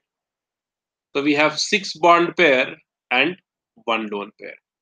So that's what we have here. Okay.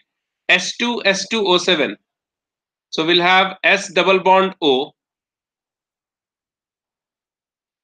One oxygen will have here S double bond O. 3, 4 we are left with. So double bond O, OH. Then double bond O, OH. This is a structure of H2S2O7. Okay.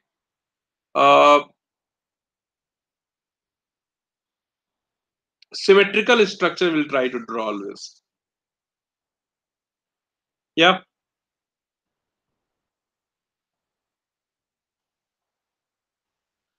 Next one.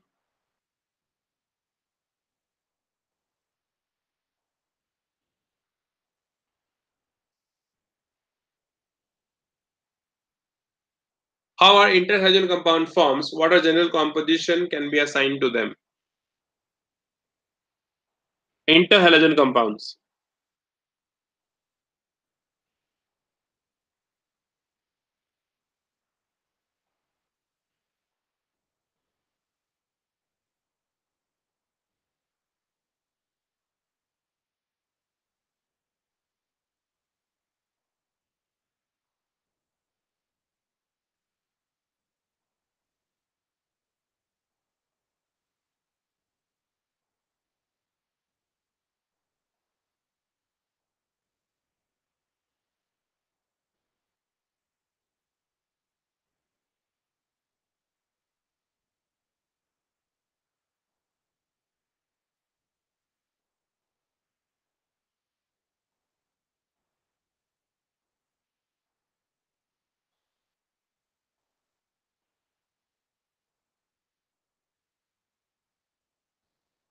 Tell me next.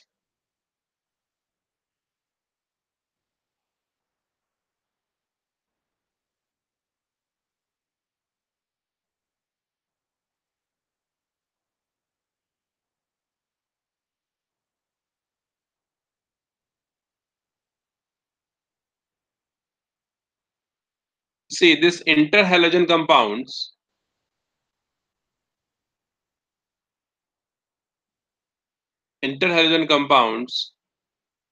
are formed by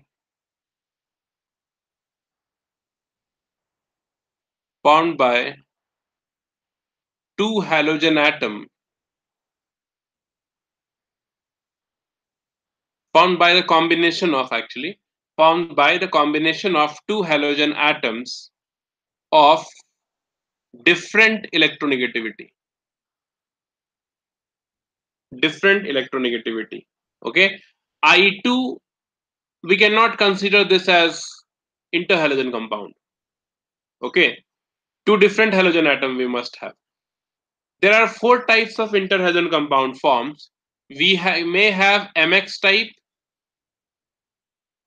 MX3 type, MX5 type, MX7 type. These 4 types of interhalogen compounds may form. Okay, where this M is what? M is the compound having, or I'll write down here, M is the less electronegative halogen and X is the more electronegative halogen. Okay, There's four types of compound possible. Okay, ICl3, ICl5, IF7, all these are the compounds we have. Okay, next question we see.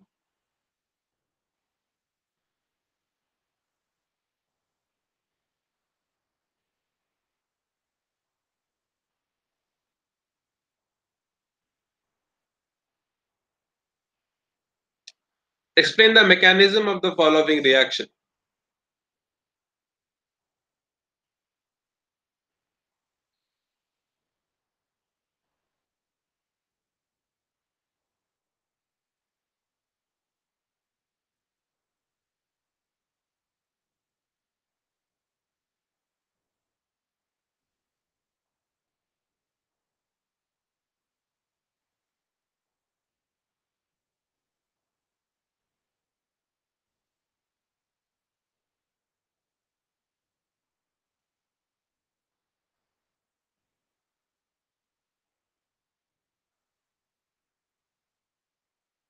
The first step is what?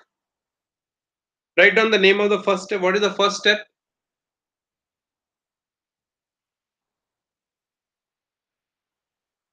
Three steps we have here. Step 1, step 2, step 3. The first step is protonation.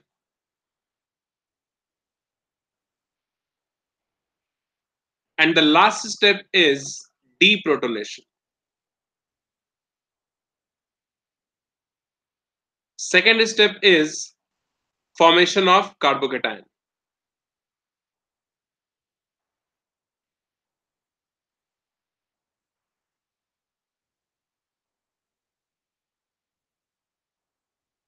Right? So the first step is CH3CH2 OH with lone pair on the oxygen atom. So this lone pair will attack onto this H plus and it forms CH3CH2 OH2 with positive charge on this. Okay. Formation of carbocation means what? Removal of H2O, OH2 plus, and in this it takes the bond pair of electron and forms CH3 CH2 positive charge on it plus H2O. And finally CH2 CH2 positive charge. From here, one of the hydrogen atom donates its bond pair of electron and comes out as H plus. So this is deprotonation. Okay.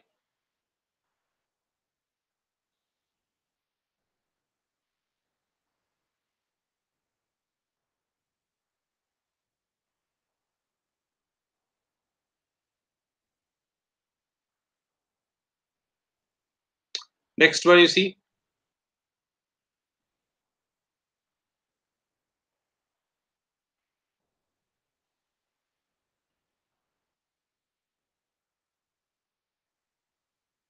What is thermoplastic and thermosetting polymers?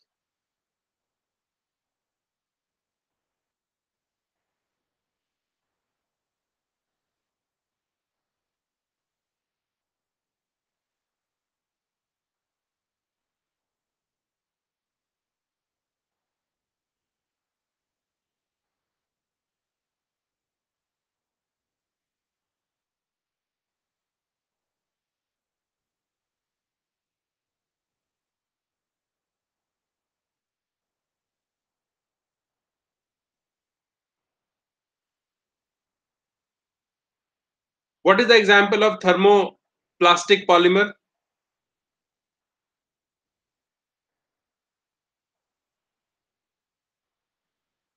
Yeah. Any example of thermoplastic polymer?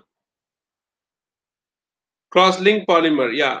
So cross-link polymer is bakelite. Thermoplastic is PVC, polyvinyl chloride. Yeah, it's correct. So all these, biomolecules, the definition with one example you must remember. Okay, thermoplastic is PVC, thermosetting is bakelite. What is biodegradable polymer? Any example of biodegradable polymer?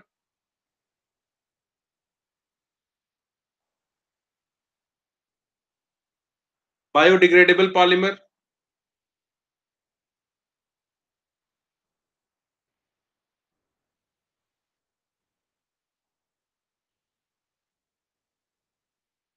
It can be starch, nucleic acid, which can be decomposed by microorganism, right? Starch, nucleic acid, proteins, cellulose proteins.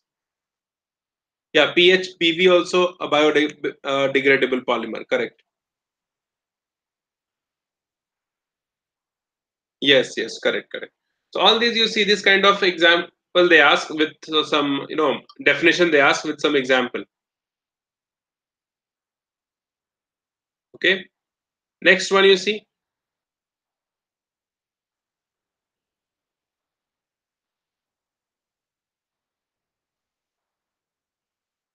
Write the equation involved in the following reaction. Timon. Last class only we have done this. Okay. Two types of reaction with chloroform and with carbon tetrachloride, if you remember. With chloroform we'll get salicylaldehyde, and with carbon tetrachloride we'll get salicylic acid. Remember?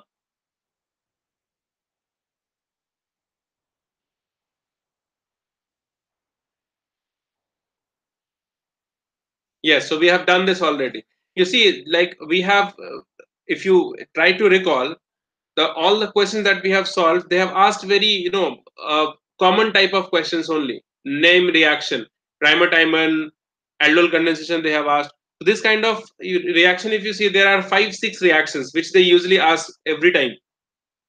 Okay, so you must revise all these. Okay, Williamson synthesis means ether formation. We have this is also we have done. These two reactions we have already done. You must go through this. Okay, yeah, it's correct, correct.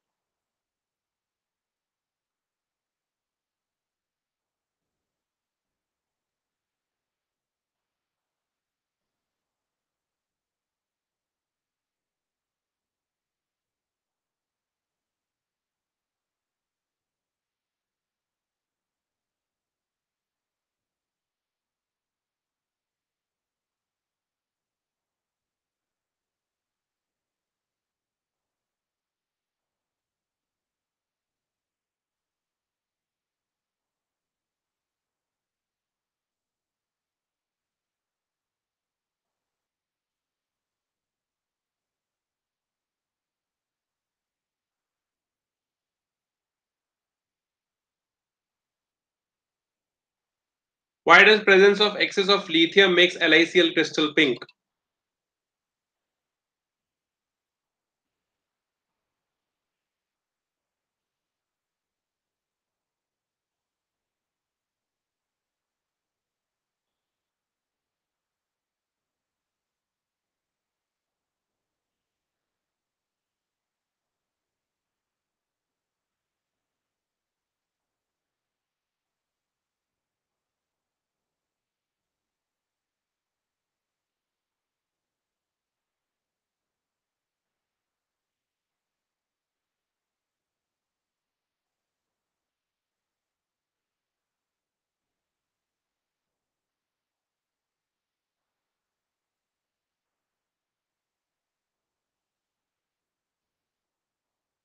Yes, correct. Formation of F centers. Yeah, it's right. Formation of F center, and just you write a bit of F center also. Okay, that is it. Not required much because these questions are just one mark question. 1 mark in this A part and 1 mark in this B part. Okay, so with F center is fine, but if you have time, just write down what is F center. That is it. Formula is PQ. That is also correct. Very basic question it is. Formula is PQ. One last question for today.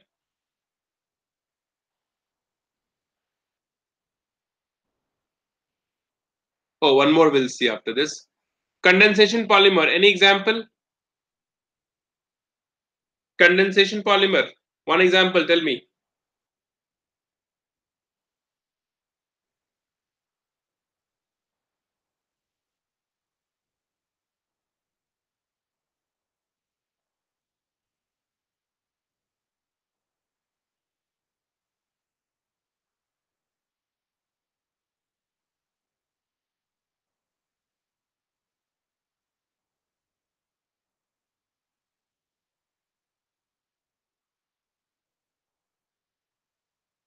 Yes, correct. Nylon 66, nylon 6 also a condensation polymer. Right. One last question. I have seen all this question. You can do this, so I'm not discussing all those. One last question for today. This is a IUPAC name. You can do it easily. Tell me the last one.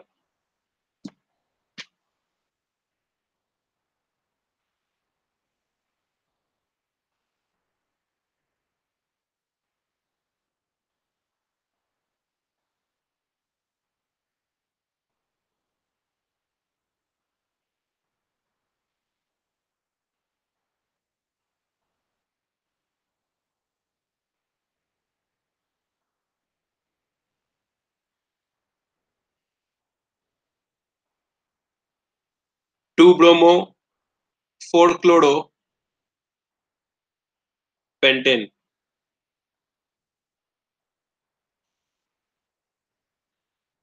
Okay. You see, Purvik, you have written after chloro also you have given dash, which is not true, which is not right actually.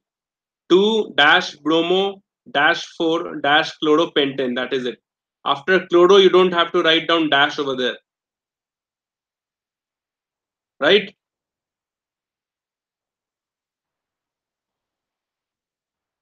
Okay. So we are done for today. Okay. So Purvik and Vishisht, all the best for your exam. Okay. What I feel that you have done your preparation very well. Okay. The only thing which I am concerned with, don't make any silly mistake like you have done just now, Purvik. Okay. Read out the question carefully. Don't round it off. Don't round off the question. Write down the answer till the still second decimal point. Okay. Don't assume any questions. Do the calculation properly. Okay. Keep that unit thing in mind, that whatever terms you are writing down, unit you must mention. Suppose some questions you are not able to solve, just you write down the given data and then the related formula, you just write it down. Okay. These few things that we kept on discussing these 2 3 weeks, if you keep in mind these small things, you will definitely get good marks. It's not like that you do not know. You know almost everything, right? The only thing is what, try to use that keywords in your answer script. Okay. So that is how build your answer properly. That is what the concern I have. Okay. It's not a thing that you do not know. Anyway, so you'll do well, I know. Okay. Keep that small things in mind. All the best for your exam. See you soon. Take care. Bye bye.